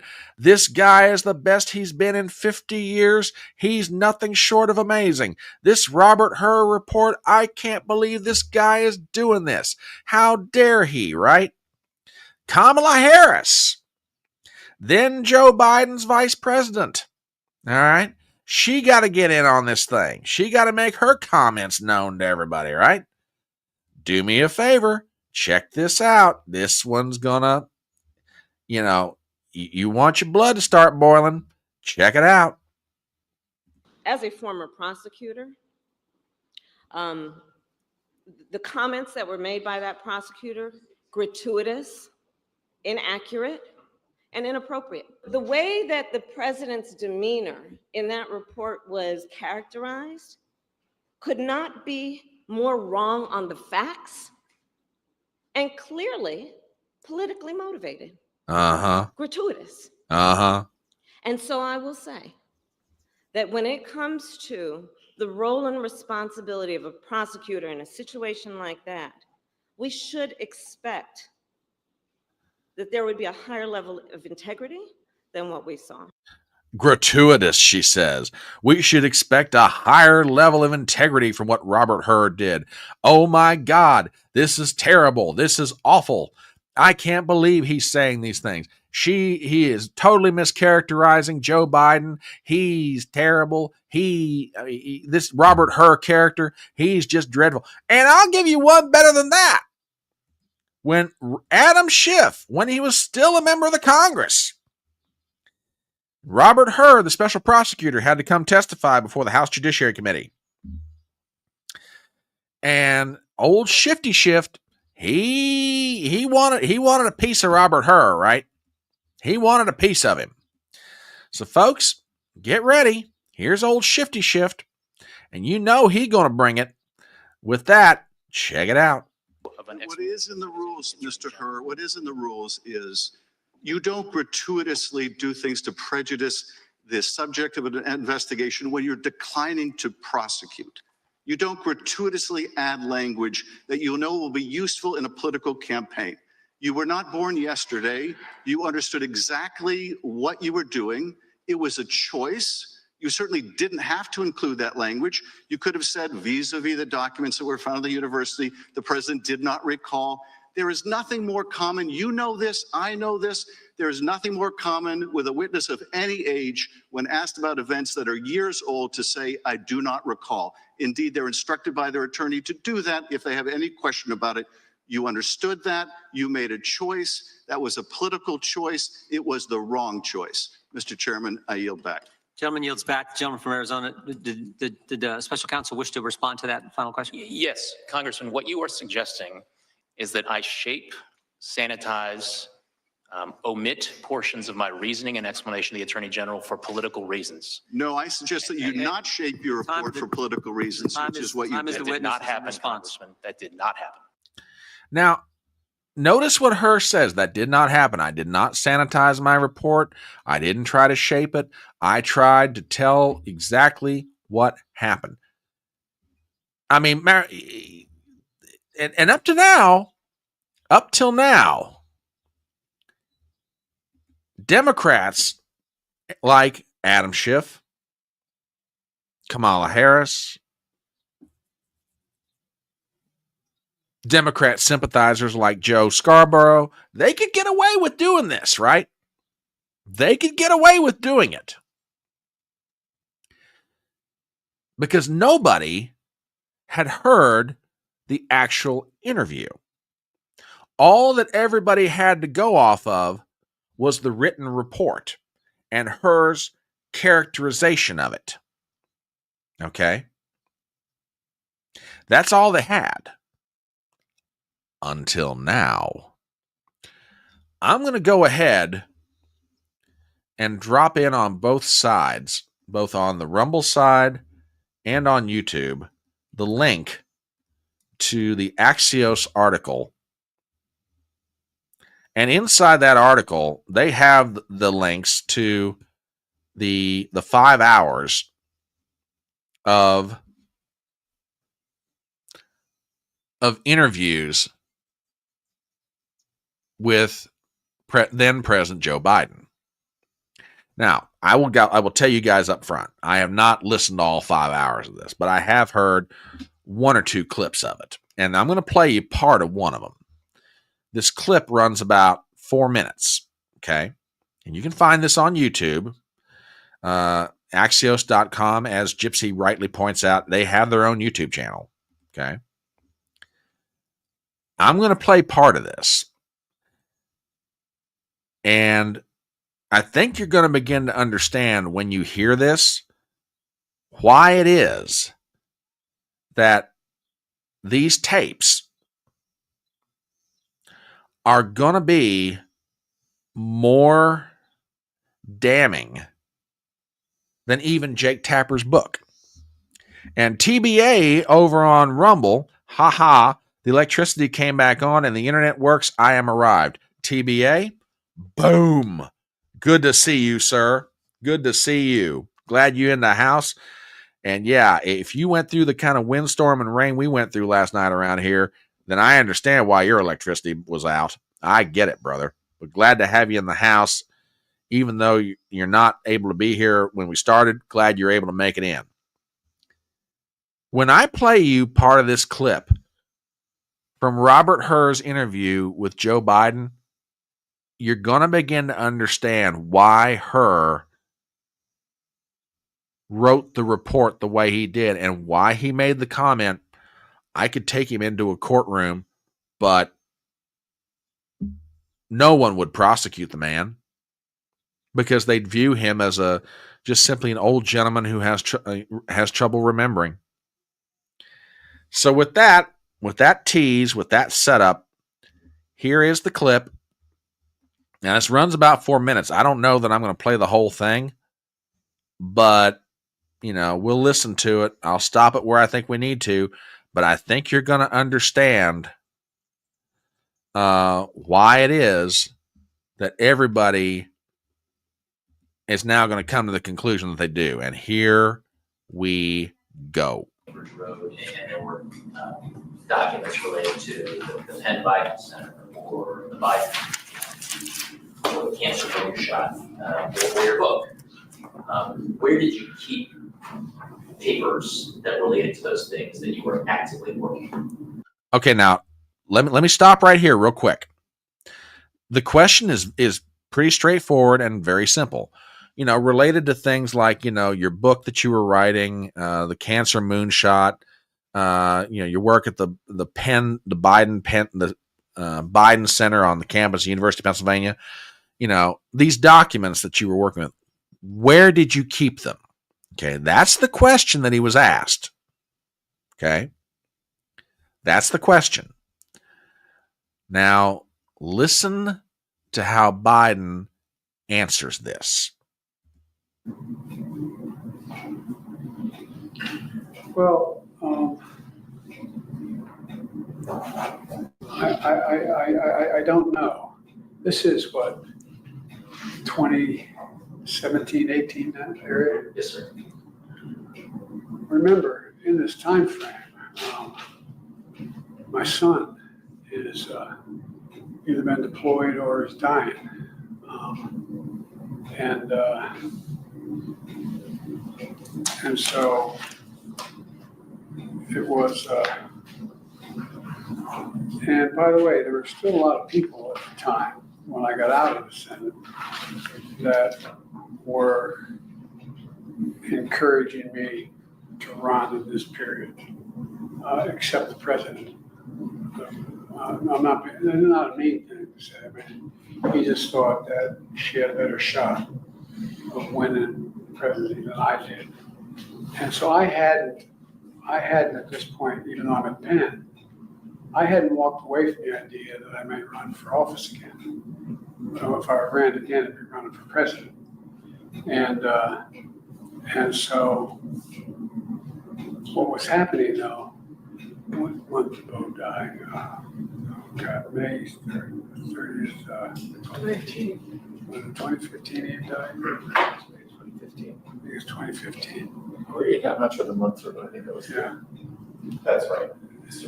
Now before I go any further with this, notice Biden starts out answering this question and says, well, we're talking about the period of 2016, 2017.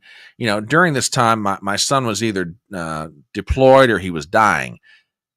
And we get to a point in this clip where it's like, no. Bo Biden died in May of 2015. He's not remembering when his eldest son died.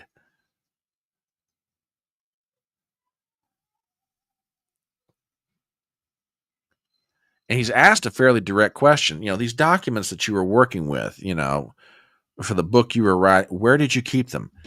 Now, I understand people can go way around something, okay, when they're answering before they get to the point of the question the answer they're trying to give to a question. I get that. Folks, he's all over the place. And he's not even all the way through the answer to this question yet. So with that, we'll play a little bit more of it. And what's happened in the meantime is that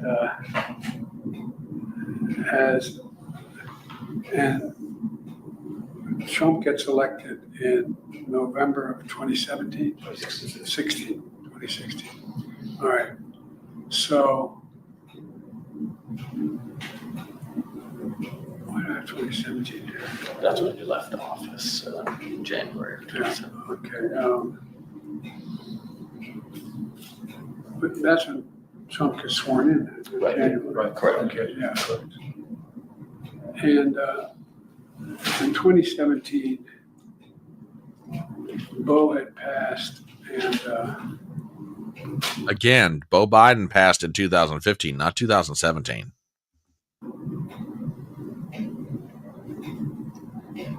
This is personal. The genesis of the book and the title "Promise Me, Dad" was I know you're all close with your sons and daughters, but Bo was like my right arm, and that was my left. And these guys were a year and a day apart, and they could finish each other's sentences. And Bo, I used to go home on the train in the period that I was still in the Senate. Anyway, if you remember. There was not pressure. Bo knew how much I adored him. And maybe it sounds so. Everybody knew how close we were. There was not anybody in the world who wondered whether or not. Anyway. And so. Sir, I'm wondering if it's a good time to take a break. Briefly. No, let me just keep going to get it done.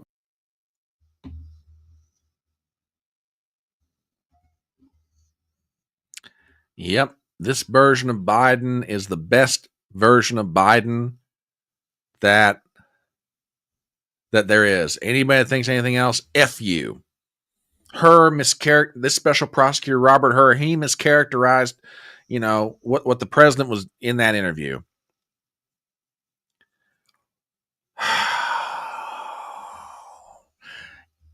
Yeah. Imagine if you are officials from the Justice Department and you're in there for that interview. Yeah. Good morning, Miss Courtney. Mwah. Glad to see you, darling. And mwah to you. Look at all the free entertainment we gave up because we were selfish and wanted a functional president. I know, right? Really? Yeah. Oh, Kawan, you make a really good point. Really good point. Would have been nice to know all this before the 2020 election, but that's just it. That's what makes these tapes, more so than Jake Tapper's book, so infuriating. So absolutely infuriating.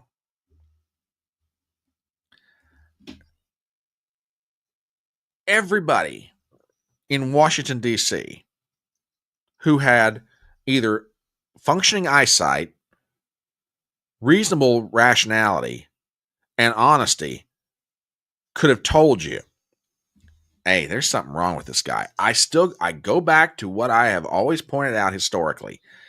2019, the Democrat primaries, it wasn't the Republicans who started questioning Biden's cognitive problems first. It was a Democrat, Julian Castro, the former Secretary of Housing and Urban Development, who himself was running for president, started saying, hey, I think there's something wrong with Biden. I mean, this guy's got problems. There's something wrong with him. And people around Biden and around the media shot down Julian Castro. Oh, you're being mean. I can't believe you're saying this about Joe Biden. Look at all his service to the Democrat Party. Look at his service to the country, yada, yada, yada. Everybody knew it. The press would not say a word. And now you've got the likes of a hypocrite like Jake Tapper. And like I said, Tapper's book would be bad enough to make you mad because of the gall and the hypocrisy of him trying to make money off of the fact that the press has said, oh, we never knew there was anything wrong with him. The White House was covering this up. We had no idea that he was this bad off for 4 years. Oh my God. When Lara Trump in 2020 was on Jay Tapper's show, and she even alluded to it, Tapper shot her down. Okay? Yeah, and this is a good point too. Why wasn't the 25th Amendment invoked? It could have been.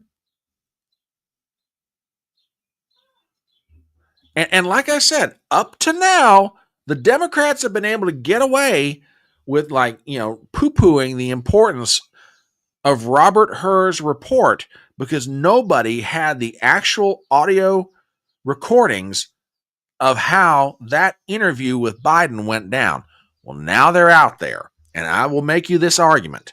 Those tapes from Robert Hur's interview with Joe Biden are going to be more damning than any book that a Jake Tapper or any other Washington reporter or so-called journalist is ever going to be able to write. Because everybody gets to hear it for themselves. I mean, what have I been saying for weeks and months on end? You know, it's the old story of the emperor's new clothes. The emperor goes parading down the street and everybody's fawning over his wonderful suit of clothes. And some kid standing there on the sidewalk going, hey, he's not got a new set of clothes on. He's naked as a jaybird. Well, that's what everybody was saying about Joe Biden for 5 years or more. Hey, no offense to Joe, but I think his fastball is getting a little slow. Whatever analogy you want to use, people were saying it. He's got problems, but nobody wanted to come out in the press and admit it, but everybody could see it.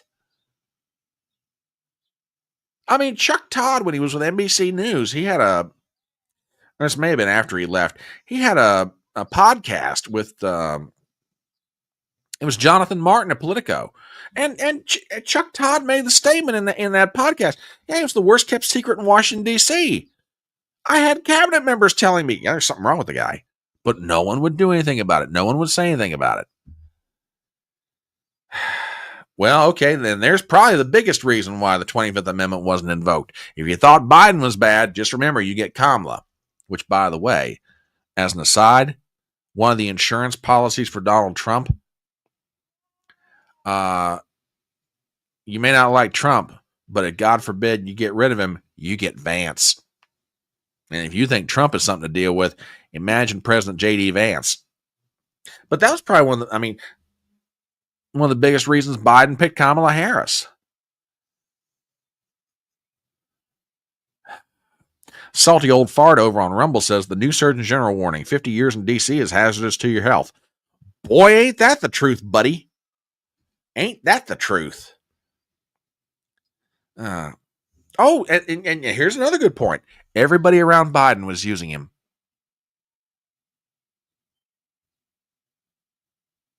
And to that end, Gypsy, I want to remind everybody of just how dreadful a person Jill Biden could be. How truly, dreadfully awful. You mentioned the fact that people were using Joe Biden. This clip I'm going to play you is right after Joe Biden's debate, the one debate he had with Donald Trump. You want to be reminded of just how scuzzy the Biden family could be toward each other? Oh, buddy, I got one for you. Just to remind you, talk about, Biden being used. Oh, gosh. Watch this and tell me if your blood pressure doesn't go up. Joe, you did such a great job. You answered every question. You knew all the facts. And let me ask the crowd, what did Trump do? Why? Yes. Joe.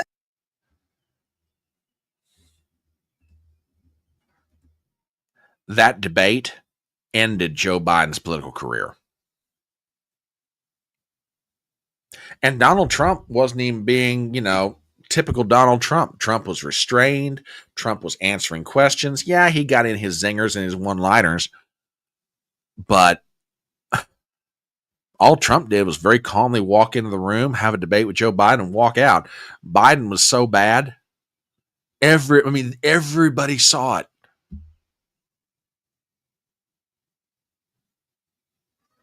I'm telling y'all, before it's all said and done, when those tapes get around Washington, D.C.'s commentary circuit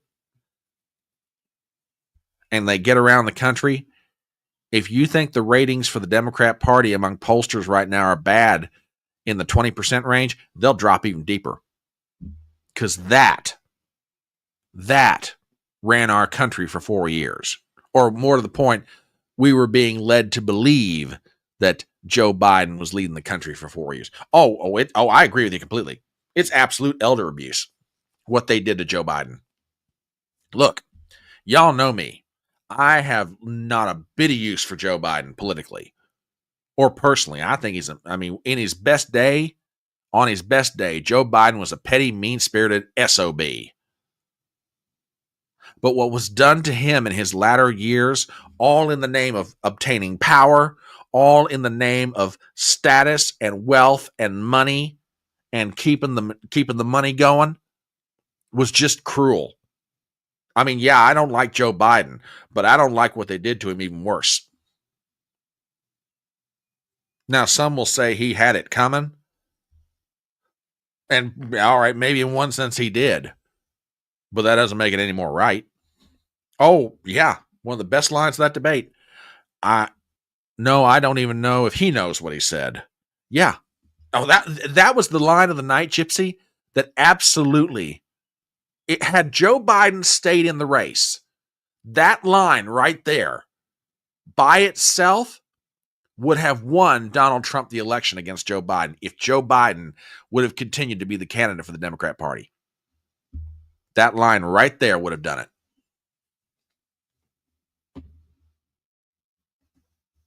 Like I said, folks, listen to those tapes if you want to at your convenience. But wow, just wow. Unbelievable. Courtney says 2 things can be true at once. He had it coming, but everyone involved was still very abusive to him.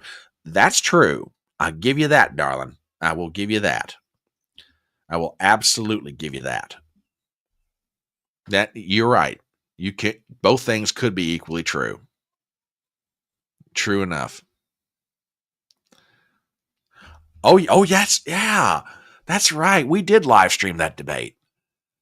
Who was it? I know it was Ruben, myself. I'm trying to think if we had any other co-hosts for that debate. I'm trying to remember if Brent was there. But yeah, we live streamed that debate. And I mean, I remember at various points I'm going like this. Oh God, no, he didn't. It was just dreadful.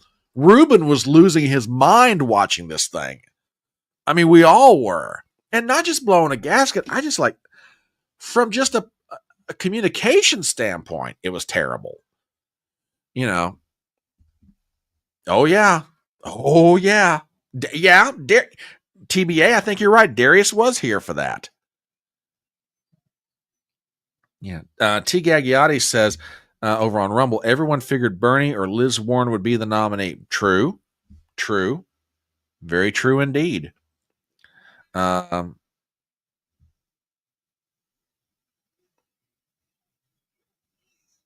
Salty Old Fart says Schumer's about to find that out soon. You know what? On a side note, you're right. If I were Chuck Schumer, and again, if I were Chuck Schumer right now, I'd be very nervous because I tell you what, I don't know what AOC is planning to do. But assuming she doesn't run for president, hey, Chucky baby, let me tell you something. She's coming for your seat. I'm just saying. Yeah.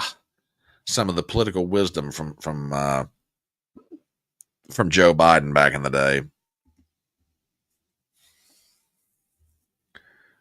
TBA says, going back to the debate that night, the look on y'all's faces was priceless. Oh, it was. It was bad, man. I couldn't believe how badly Joe Biden was performing in that debate. I couldn't believe it. And the thing is, if you guys will remember, he had about, I want to say it was about 7 to 10 days of downtime of doing nothing. He was off the campaign trail. I mean, he wasn't doing any events. Matter of fact, if my recollection serves correctly, he was at Camp David getting ready for the debate, and he was off the grid for about a week or 10 days, and still performed that badly. So, yeah, unbelievable. All right, three more things by way of HodgePodge too. We mentioned earlier that former FBI Director James Comey is being interviewed by the Secret Service over his Instagram post. Well, he's not the only person in trouble these days. Have you guys heard about what's going on with Democrat Representative McIver?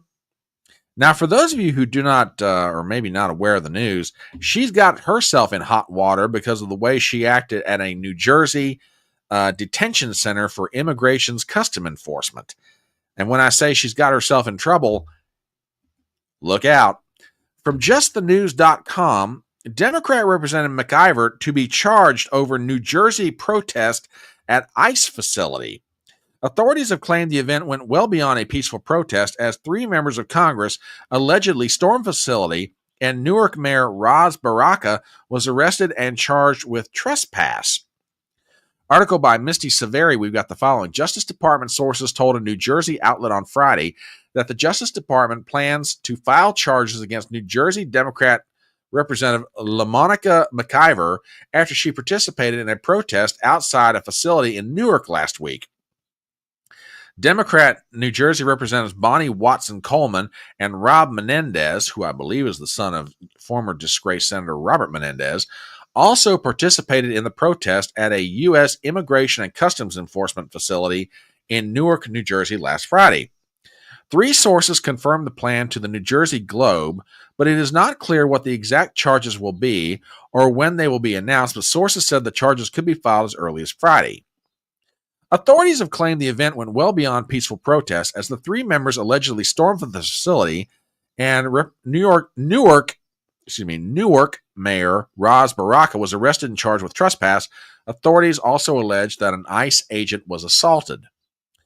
Footage of the protest showed the three lawmakers engaged in, quote, a scuffle with law enforcement, according to the Globe, including McIver, who appeared to try to protect Baraka during the arrest.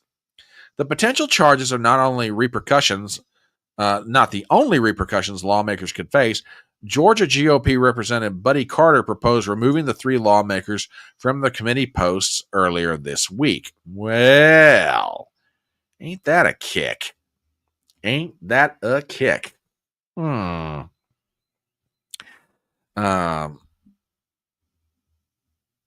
Yeah, so let's see what happens with this. But apparently, Representative McIver could be in deep doo-doo. Deep doo-doo indeed. So, like I say, we'll see what happens. We'll see. I don't have a problem with stripping her of her committee assignments at a minimum. I mean, look, she assaulted an ICE agent. No, you don't get to do that sort of thing. T. Gagliotti over on Rumble says, mostly peaceful trespassing. Yep, pretty much. Pretty much. Salty Old Fart says, in the definition by Democrats, this was an insurrection. And that's a good point. That is a good point, sir. How come this is not an insurrection, what they did against a government facility, but what happened on January 6th was? Oh, you can't compare those two things together. Why can't I? Why can't I? It's a fair comparison. It's a very fair comparison. So, yeah. I think it's reasonable. Got a little bit of economic news for you here. A lot of times, everybody tends to focus on the consumer price index, or what we call the report that has to do with inflation. Did you guys know that a report dropped on Thursday, and this one's pretty interesting. From the pages of Breitbart.com, we have the following. Check this out. Producer prices see biggest decline since 2020. What's this all about? Article by John Carney. We've got the following. Dateline, Washington, D.C. Prices paid to U.S. producers of goods and services unexpectedly declined in April, defying expectations that tariffs would reignite inflation. The producer price index for final demand fell 0.5% last month. The Labor Department said Thursday the largest decline since April of 2020. Oh my goodness, what else do we have here? Economists had forecast a 0.2% increase for the month. The prior month's reading was revised up from a decline of 0.4 to flat. Compared with a year ago, the producer price index is up 2.4%, in line with expectations. In March, the index was up 2.7%. The producer price index is often mistakenly called a measure of wholesale prices, a confusion that goes back to its original name as the wholesale price index. In fact, the index has never been a measure of wholesale prices. The PPI for final demand measures the prices that business in the U.S. receive for goods, services, and construction sold for personal consumption, capital investment, government purchases, and exports. It excludes import prices, since those are paid to foreign producers, and sales tax, which are paid to the government. Now, wait a minute, guys. Hang on a second now. I thought that all these tariffs that Donald Trump was putting on there were going to lead to higher inflation. Where's the higher inflation because of the tariffs? Come on now, guys. What's all this? Really? TBA says, in other words, the wholesale price of goods and services. Yeah.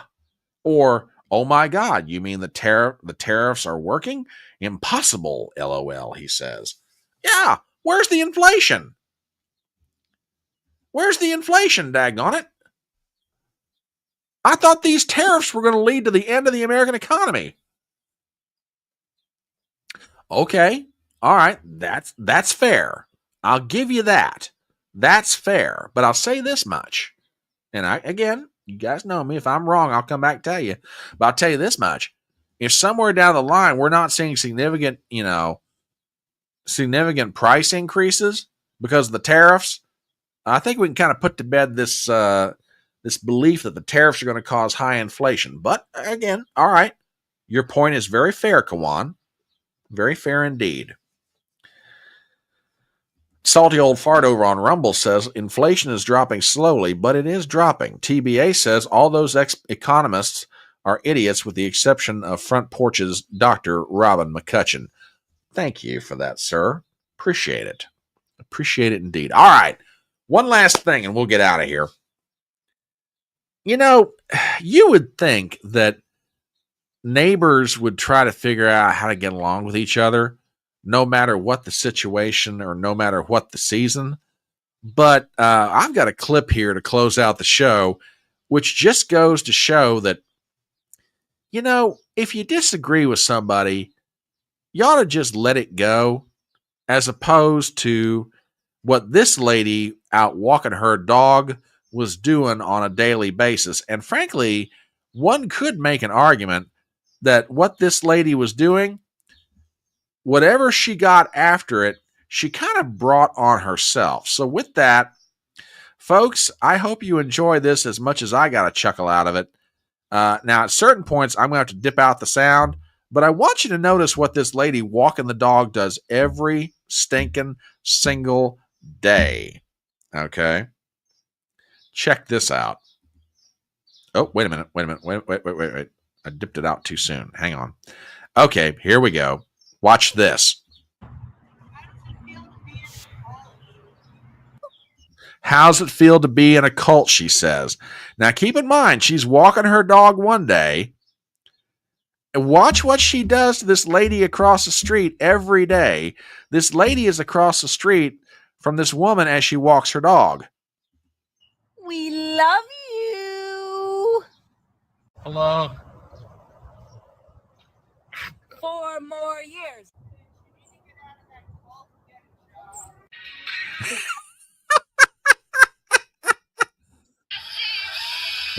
I got to take the music down. But yeah, she's getting flipped off every day. And the neighbor is like, oh, I've got new and interesting ways to make it interesting. Yep, she's playing the national anthem. She's getting flipped off. Yeah, like I said, I wish I could play the music too because it makes this even funnier. Oh, God, this is hysterical. Now she's taking a cardboard cutout out there. This is great. You know, saluting her with a cup of coffee. Now we got an American flag. Oh, God, this is funny. This is so funny. Okay, got. This is just priceless. Just. Yeah, okay, more music. No, gotta take that down too. Every single day, this woman is flipping her off. Yep. Oh my gosh, this is funny.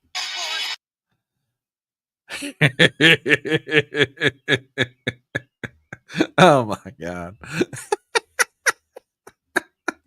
Now, like I said, if the lady walking the dog would have just, you know, hey, how's it feel to be in a cult every day? That'd have been one thing, right? That'd have been one thing. But she just kept egging it on. She just kept like, you know, and what did you expect the Trump supporting lady to do? I will give her credit. She was very, very creative. Oh my gosh. All right. We're going to bring this train into the station, and I want to thank you guys so very much for being here this morning. This has been a very, very fun session of Front Porch Brunch. You guys are absolutely awesome. I love you guys so very, very much. Well, now, wait a minute. TBA's got a take on this thing. Maybe the two women are sisters with fundamental differences of opinion. You know, TBA, that would explain a whole lot. That really would. That's just, oh my gosh, that's funny. All right. Thank you guys so much for being here. Thank you for your comments, your contributions. Thank you for the Rumble rants, for all you guys do to promote this channel. You guys are absolutely awesome. We'll be back next week with videos and live streams. And I want you guys have a good weekend. I'm serious. I mean, up in Connecticut was here today. She gave us an update. God love her. Pray for her. She's going through some of the medical stuff she's going through next week. And as always, send her an encouraging word. Glad to see her here. It was did my heart good. Anyway, you guys have a great weekend. You have fun out there. And remember the words of that great American philosopher, Tom T. Hall, when he said, "It's faster horses, younger lovers, older whiskey, and more money." Love you guys. We'll see you next week. Take care.